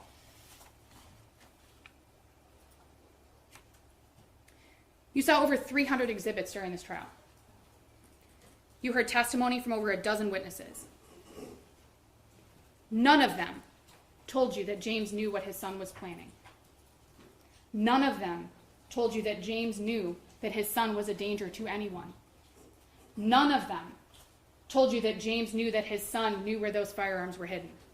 None of them told you that James knew that his son had somehow obtained access to the firearms that he had been hiding.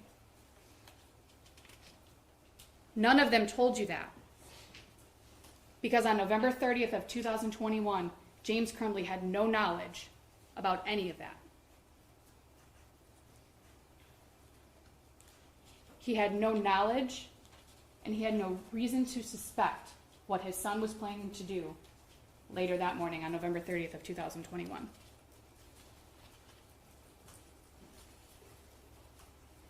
Now, every time I do a trial, I have somebody tell me that they think of a reasonable doubt that I may not have thought of. So, think of your own.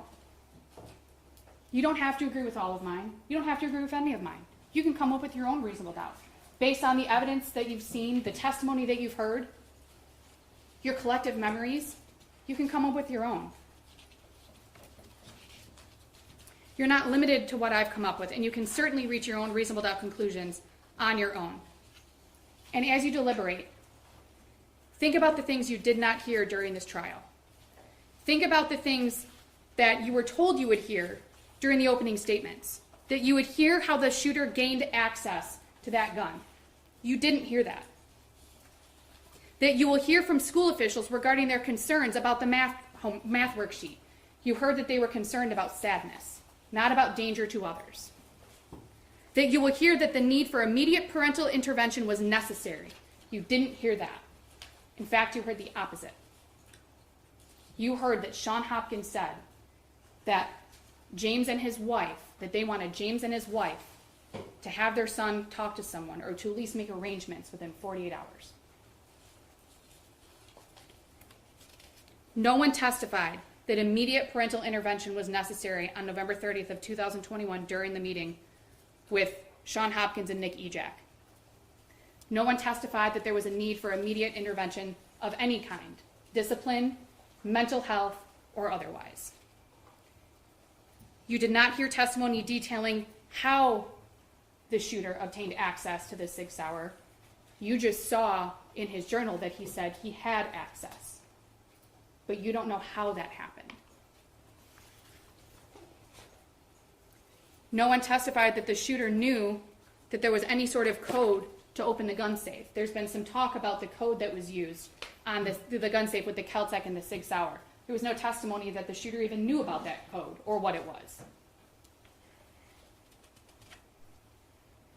You did not hear any mutual concern for the shooter's well-being from his best friend's dad, who you saw text with between James and his friend's dad, who obviously has experience with mental health with his own child, from what you can see in the texts. And even that man didn't express any concern for James's son. In fact, on November 30th of 2021, he texted James, said, "I hope everyone's okay."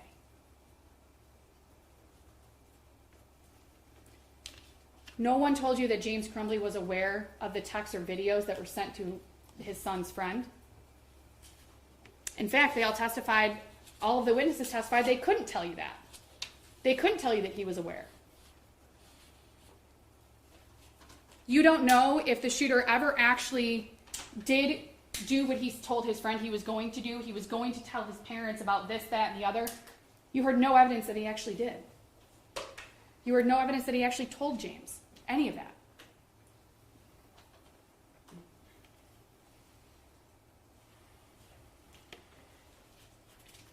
And when you go back for deliberations, think about everything that James Crumbley did not know. He did not know he had to protect others from his son.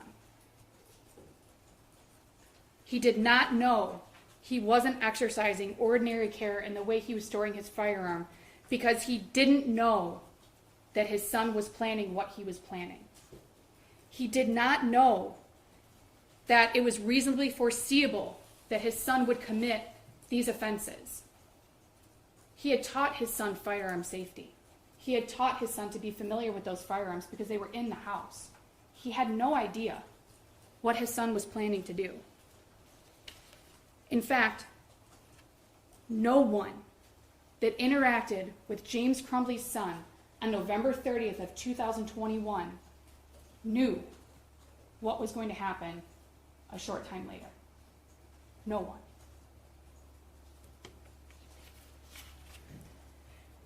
And this is the part of the trial that I dislike the most. The prosecution gets to stand up and make a rebuttal statement, and I have to sit down, and I don't get an opportunity to respond. That's how trial rules work. The court has told you that. That's just how it works. But the hard part for me is that every time I hear a rebuttal from the prosecution, I think of all these things that I want to say. Think of all these responses that I can give. So what I'm going to ask you to do, we've gotten to know each other over the last couple of weeks. You've seen how I am in court. You've heard the questions that I ask. So when you go back to deliberate, think to yourselves, what would Marielle say? What would she say about this? What would she say about that? Because unfortunately, I can't tell you.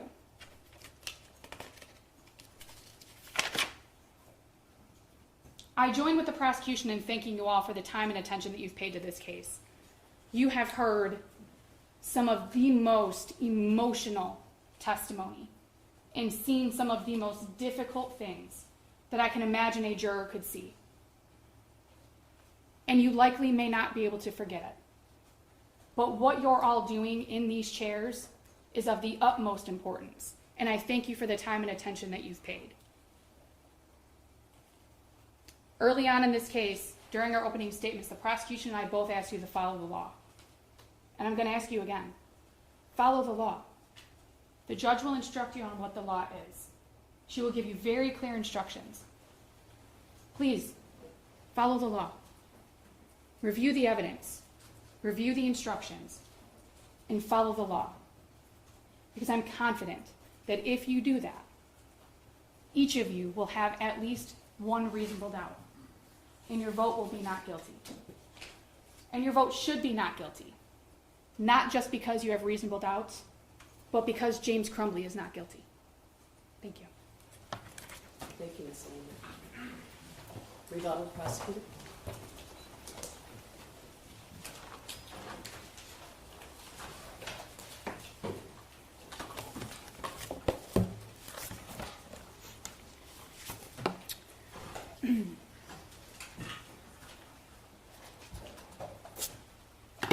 You know what my least favorite part of the trial is? It isn't listening to the defense argue that her client is not guilty. She has a right to do that. It isn't even listening to what I believe, and I'm going to tell you what I think is inaccurate. My least favorite part of the trial is that even where we're standing here and our criminal justice system provides for justice for victims, and my job is to advocate for them, and I'm standing up here and I'm doing that. I've been doing that all week and several weeks before, and I'll keep doing it. You know what my least favorite part is? It doesn't take away any of the suffering. It doesn't take it away. So, don't deliver a verdict thinking that it will, because it doesn't. Your job is to follow the law and use your common sense when you consider the evidence. I embrace the high burden of beyond a reasonable doubt. I believe in it wholeheartedly, devoted my whole life to it. I embrace it. It's what we use for every prosecution in this country every single day of every year for decades and decades and decades. That's the burden we have. And it is not, despite what the argument is always, any possible doubt. You have to be 100% sure. If you're 100% sure, we probably don't need criminal trials. And you can't be. We can't be. That doesn't make any sense, does it? We can't get inside the head of people who commit violent crimes or any crime and decide what they knew and what they wanted and if they loved their kid. I hope he did. I hope he does, by the way. I assume he does. We all do. We all love our kids. That's not my job. It's not my burden. So I embrace my burden, but I'm not going to embrace something that's just not true. Because it is not true that I have to prove, and the people of the state of Michigan have to prove, what James Crumbley knew. It is not true that the people of the state of Michigan have to prove that he knew his son was going to kill somebody. We've talked about this before. If that were the case, he'd be charged with murder. That's not my burden. That is not what I have to prove.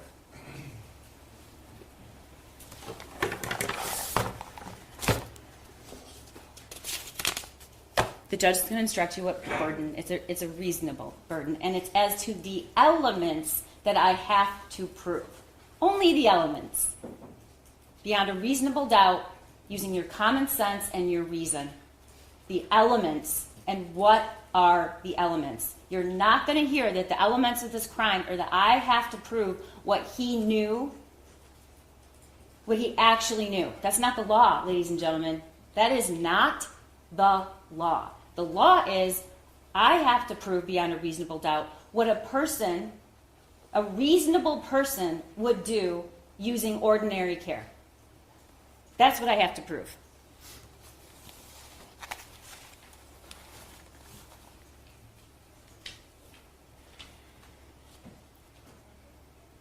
There's a couple things I have to correct. The questions defense counsel asks witnesses are not evidence. It's the answers that are evidence, and you have to decide whether that's credible. But Special Agent Brandon did not testify that it was safe. He would call that secure if an unloaded gun was stored separately. In fact, that's not what he testified. What he testified to was that it wasn't storing the firearm or ammunition wouldn't make it secure if you had a 15-year-old who knew how to load and shoot that gun. That was his testimony. You did not hear from people at the school that they were not concerned. That was not the testimony. you did not hear that James Crumbley went home because he was trying to check on his son and he was worried. None of that happened. You heard the 911 call. You have to rely on what you heard, not the questions that were asked.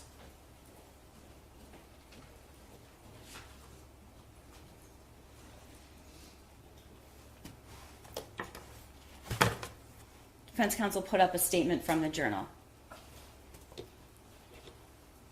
about my gun and where my dad hid it. And she's urging you to find that credible. But if you do, and we argue you should find, it's all credible. You don't get to pick one statement from a journal and say he was telling the truth there. But all the stuff about how he asked his dad for help, that wasn't the truth. You have to use common sense. And I'm not going to go through every single thing that Ms. Lehman told you, because I know that you were all taking notes and you all listened to it. And I laid out, and I know you remember the testimony. But the one thing I'm just going to ask you one more time is, I embrace my burden, but you have to hold me to the law and what I actually have to prove and what the judge tells you I have to prove, which comes down to common sense and reasonableness.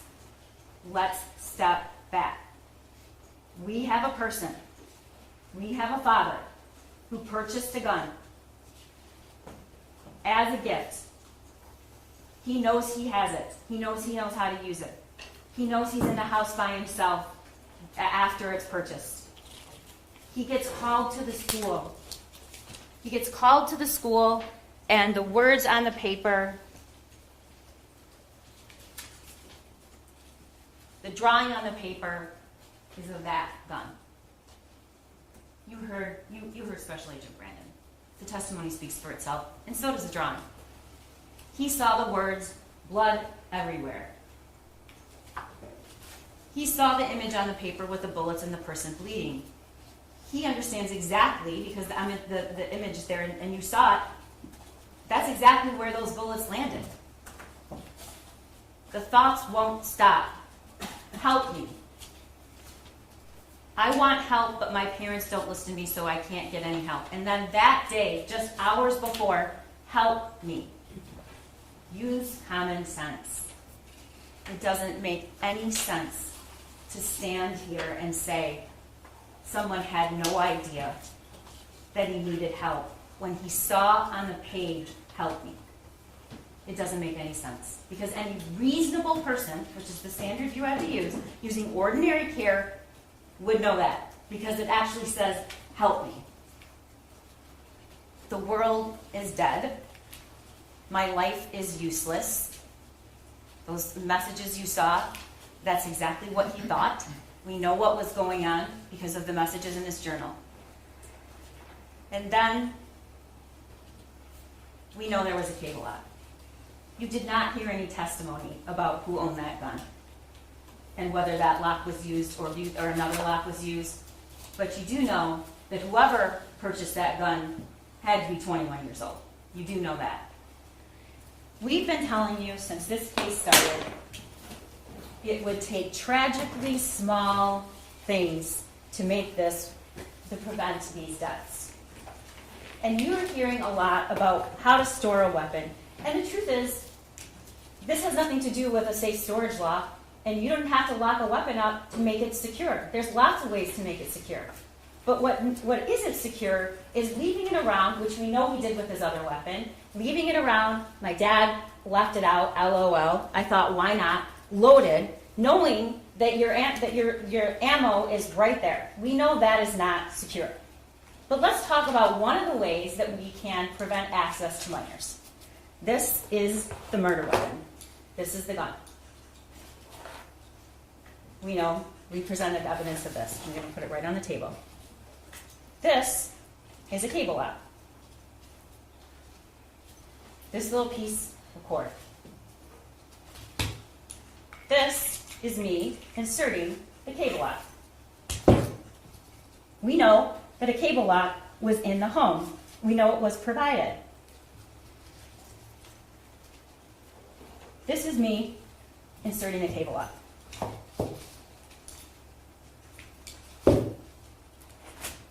That takes less than 10 seconds.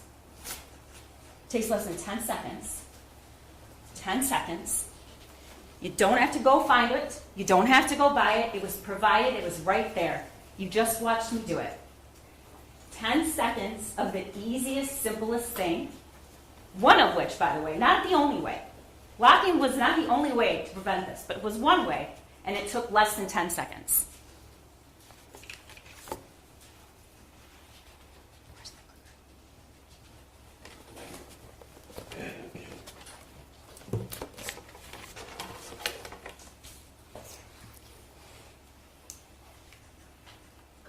Let's talk about the gun being hidden. Let's talk about that. You heard the defendant's sister say, yeah, he went and got the gun from his bedroom. Those are the other two guns. Ladies and gentlemen, the guns were kept in the bedroom. The family was there when she was told that, and everyone knew. The guns were kept in the bedroom. This is where he says he hid the gun. The armoire. This is what it looked like that day. Wet towels folded over it. It wasn't even closed. He says it was in the armoire under some jeans. This is not hiding a weapon. This is just where you kept it. It is not reasonable to conclude that a 15-year-old who spends all kinds of time in the house alone would not know where it was, because it wasn't hidden. This isn't a case where we have a parent who hides a weapon far out of reach from a child who couldn't get to it, doesn't know it exists, ammunition in a totally separate spot. The kid, that's not this case. It's reason and common sense is what we have to use.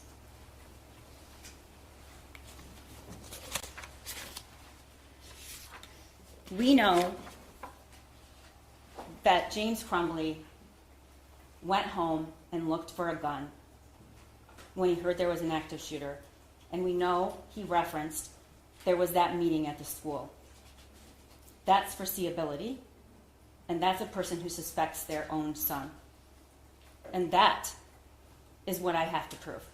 Foreseeability to an ordinary, a reasonable person using ordinary care. This case is not a statement about guns.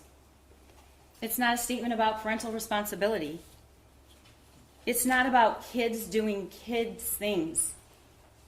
The kids on November 30th in that building were doing kids' things. Hannah, Madison, Tate, Justin, they were going to class. They were talking to their friends. They were dancing in the hallway. Those are kid things. Parenting is the hardest job that we'll ever do. The hardest job, and one of the most important ones, but it's exhilarating and joyful and the best experience of our lives. We look at our kids when they're born and we see hope. But they can break your heart. They're supposed to. They have to leave someday. They don't come with a set of instructions. I'm not here to tell you that this case is about somebody who didn't follow the instructions to be a perfect parent. But we do have a guide. We do have a basic standard for ordinary care. We all have doubts about our kids. We all worry every minute of every day that they're going to do something or something's going to happen to them, and then it might be because of something we did or we didn't do. We are not responsible for everything our kids do. This prosecution, in this case, is not inconsistent with that. It just isn't. This is a very egregious and rare set of facts. We do have a measuring stick, ladies and gentlemen, and it's the law. And it requires us to use ordinary care. And there is a consequence if we don't. In a very limited way that the law allows a parent to be charged.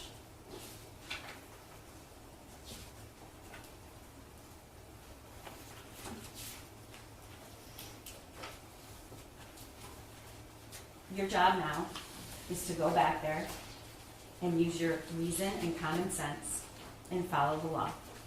That's what your job is. You listen to all the evidence, and at the end, you will conclude that James Crumbley failed. He might love his kid, I hope he does. But stick to what I have to prove. Stick to what I have to prove. And remember that he didn't just fail in his duty to his son.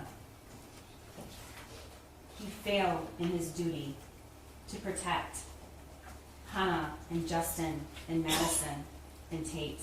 And I don't say their names to evoke sympathy. I say their names because they matter. They matter. And that is why we are here. We are absolutely here about what happened in that school that day. Because if James Crumbley had done even the smallest of things, like the 10-second cable lock, or gone home, or took responsibility for his kid who was in trouble, those kids wouldn't have been shot and killed in that school on that day. I have met my burden. Mr. Keese and I, the people of the state of Michigan, have met the burden to find James Crumbley guilty of 4 counts of involuntary manslaughter. And I ask you to return that verdict. Thank you. Thank you, prosecutor. I'm now going to read jury instructions to you. Does anybody need a break before I do that? Anyone needs a break? All right. You're going to get a copy of these jury instructions in the jury room. All right? Members of the jury, evidence and arguments in this case are finished. I'll now instruct you on the law. That is, I'll explain the law that applies to this case. Remember that you have taken an oath to return a true and just verdict based only on the evidence and the instructions on the law. You must not let sympathy, bias, or prejudice influence your decision. You must avoid reaching conclusions that may have been unintentionally influenced by stereotypes. You must reach your own conclusions about this case individually, but you should do so only after listening to and considering the opinions of the other jurors who may have different backgrounds and perspectives from yours. As jurors, you must decide what the facts of this case are. This is your job and nobody else's. You must think about all the evidence and then decide what each piece of evidence means and how important you think it is. This includes whether you believe what each of the witnesses said. What you decide about any facts in this case is final. It's my duty to instruct you on the law. You must take the law as I give it to you. If a lawyer says something different about the law, follow what I say. At various times, I've already given you some instructions about the law. You must take all of my instructions as the law you are to follow. You should not pay attention to some instructions and ignore others. To sum up, it's your job to decide what the facts of the case are, to apply the law as I give it to you, and in that way to decide the case. A person accused of a crime is presumed to be innocent. This means that you must start with the presumption that the defendant is innocent. This presumption continues throughout this trial and entitles the defendant to a verdict of not guilty unless you are satisfied beyond a reasonable doubt that he is guilty. Every crime is made up of parts called elements. The prosecutor must prove each element of the crime beyond a reasonable doubt. The defendant is not required to prove his innocence or to do anything. If you find that the prosecutor has not proven every element beyond a reasonable doubt, then you must find the defendant not guilty. A reasonable doubt is a fair, honest doubt growing out of the evidence or lack of evidence. It is not merely an imaginary or possible doubt, but a doubt that is based on reason and common sense. A reasonable doubt is just that, a doubt that is reasonable after a careful and considered examination of the facts and circumstances of the case. Every defendant has the absolute right not to testify. When you decide the case, you must not consider the fact that he did not testify. It must not affect your verdict in any way. When you discuss the case and decide on your verdict, you may only consider the evidence that has been properly admitted in this case. Therefore, it's important for you to understand what evidence is and what is not evidence. Evidence includes only the sworn testimony of witnesses, the exhibits admitted into evidence, and anything else I told you to consider as evidence. Many things are not evidence, and you must be careful not to consider them as such. I'll now describe some of the things that are not evidence. The fact that the defendant is charged with a crime and is on trial is not evidence. Likewise, the fact that he is charged with more than one crime is not evidence. The lawyer's statements and arguments and commentary are not evidence. They are only meant to help you understand the evidence and each side's legal theories. You should only accept things the lawyers say that are supported by the evidence or by your own common sense and general knowledge. The lawyer's questions to the witnesses, my questions to the witnesses, are also not evidence. You should consider these questions only as they give meaning to the witnesses' answers. My comments, rulings, questions, and instructions are also not evidence. It's my duty to see that the trial is conducted according to the law, and to tell you the law that applies to this case. However, when I make a comment or give you an instruction, I am not trying to influence you or influence your vote or express a personal opinion about this case. If you believe that I have an opinion about how you should decide this case, you must pay no attention to that opinion. You are the only judges of the facts, and you should decide this case from the evidence. At times during the trial, I have excluded evidence that was offered or stricken testimony that was heard. Do not consider those things in deciding the case. Make your decision only on the evidence that I let in and nothing else. Your decision should be based on all the evidence, regardless of which party produced it. You should use your own common sense and general knowledge in weighing and judging the evidence, but you should not use any personal knowledge you may have about a place, person, or event. To repeat once more, you must decide this case based only on the evidence admitted during this trial. As I said before, it's your job to decide what the facts of the case are. You must decide which witnesses you believe and how important you think their testimony is. You do not have to accept or reject everything a witness said. You're free to believe all, none, or part of any person's testimony. In deciding which testimony you believe, you should rely on your own common sense and everyday experience. However, in deciding whether you believe a person's testimony, you must set aside any bias or prejudice you may have based on a witness's disability, race, national origin or ethnicity, gender, gender identity or sexual orientation, or religion, age, or socioeconomic status. Again, take the time you need to test what might be automatic or instinctive judgments and to reflect carefully about the evidence. There's no fixed set of rules for judging whether you believe a witness, but it may help you to think about these questions. Was the witness able to see or hear clearly? How long was the witness watching or listening? Was anything else going on that might have distracted the witness? Did the witness seem to have a good memory? How did the witness look and act while testifying? Did the witness seem to be making an honest effort to tell the truth? Or did the witness seem to evade the questions or argue with the lawyers?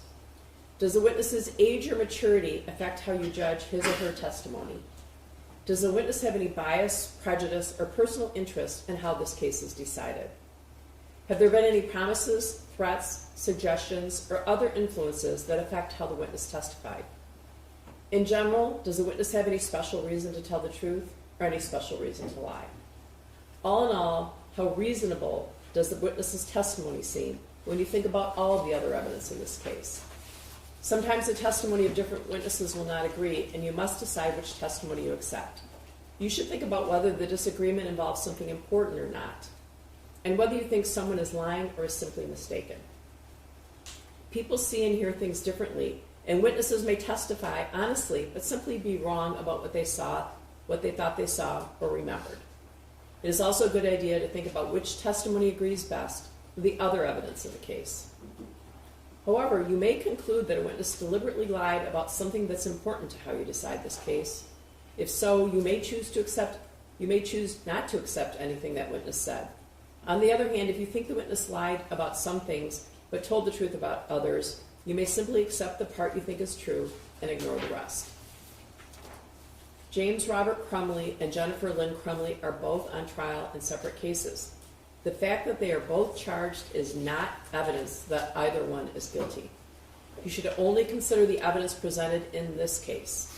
Each defendant is entitled to have his or her case decided on the evidence and the law that applies to him or her. The prosecutor needs to prove beyond a reasonable doubt that the crimes occurred on or about November 30th, 2021 within Oakland County. The prosecution has introduced evidence of a statement that it claims the defendant made.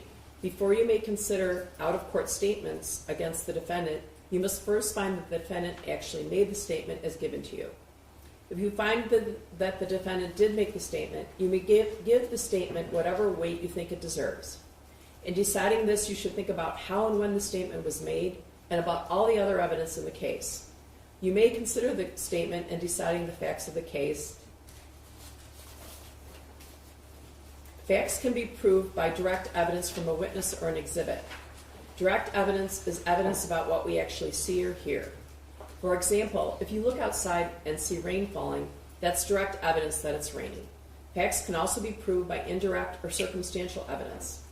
Circumstantial evidence is evidence that normally or reasonably leads to other facts. So for example, if you see a person come in from outside wearing a raincoat covered with small drops of water, that would be circumstantial evidence that it's raining. You may consider circumstantial evidence. Circumstantial evidence by itself, or a combination of circumstantial evidence and direct evidence, can be used to prove the elements of a crime. In other words, you should consider all the evidence that you believe. There has been some evidence that the defendant ran away and tried to hide after he was accused of the crimes. This evidence does not prove guilt. A person may run or hide for innocent reasons, such as panic, mistake, or fear. However, a person may also run or hide because of a consciousness of guilt. You must decide whether the evidence is true, and if true, whether it shows that the defendant had a guilty state of mind. When the lawyers agree on a statement of facts, these are called stipulated facts. You may regard such stipulated facts as true, but you're not required to do so. You should not decide this case based on which side presented more witnesses. Instead, you should think about each witness and each piece of evidence and whether you believe them. Then you must decide whether the testimony and evidence you believe proves beyond a reasonable doubt that the defendant is guilty.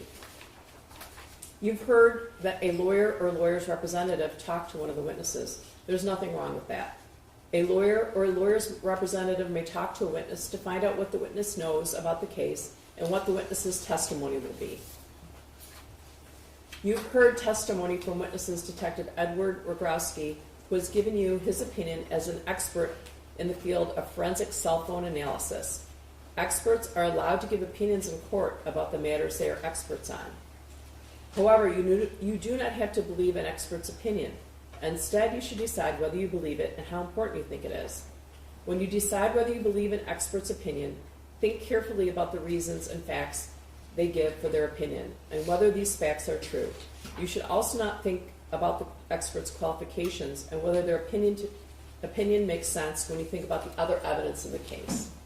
You've heard testimony from witnesses who are police officers. That testimony is to be judged by the same standard you use to evaluate the testimony of any other witness.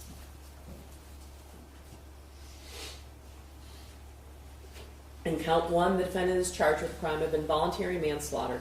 To prove this charge, the prosecutor must prove each of the following elements beyond a reasonable doubt. First, that the defendant caused the death of Madison Baldwin.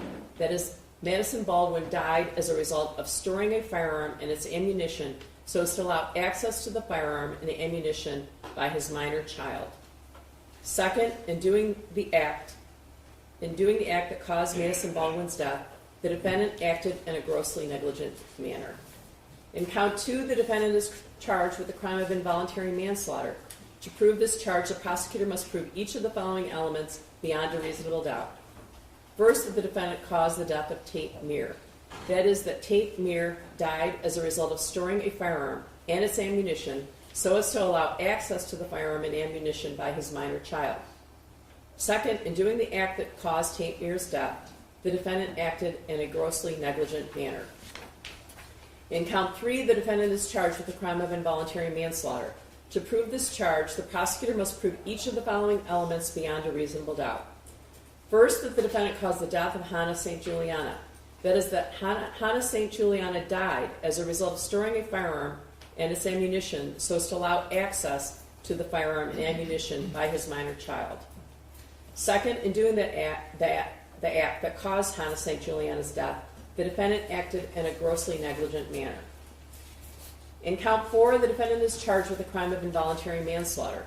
To prove this charge, the prosecutor must prove each of the following elements beyond a reasonable doubt.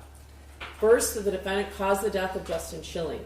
That is, that Justin Schilling died as a result of storing a firearm and its ammunition so as to allow access to the firearm and ammunition by his minor child. Second, in doing the act that caused Justin Schilling's death, the defendant acted in a grossly negligent manner. In count 1, the defendant is charged with the crime of involuntary manslaughter resulting from a failure to perform a legal duty. To prove this charge, the prosecutor must prove each of the following elements beyond a reasonable doubt. First, that the defendant had a legal duty to Madison Baldwin. The legal duty charge here is one imposed by law. In Michigan, a parent has a legal duty to exercise reasonable care to control their minor child so as to prevent the minor child from intentionally harming others or prevent the minor child from conducting themselves in a way that creates an unreasonable risk of bodily harm to others. This duty arises when both of the following are true. The parent knows or has reason to know that they have the ability to control their minor child, and the parent knows of the necessity and opportunity for exercising such control.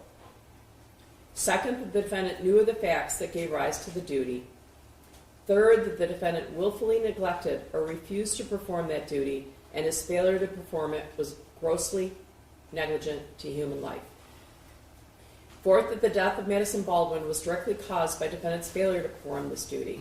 That is, that Madison Baldwin died as a result of defendant's failure to exercise reasonable care to control his minor child so as to prevent the minor child from intentionally harming others, or the minor child from so conducting himself so as to create an unreasonable risk of bodily harm to others, when the defendant knew that he had the ability to control his minor child and knew of the necessity and opportunity to do so. In count 2, the defendant is charged with the crime of involuntary manslaughter resulting from a failure to perform a legal duty. To prove this charge, the prosecutor must prove each of the following elements beyond a reasonable doubt. First, that the defendant had a legal duty to Tate Muir. The legal duty charged here is one imposed by law.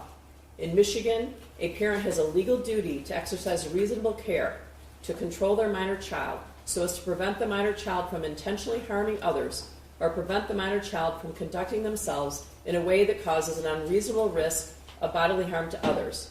This duty arises when both of the following are true.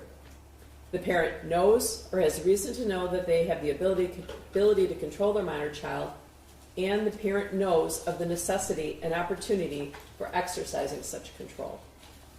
Second, that the defendant knew the facts that gave rise to the duty.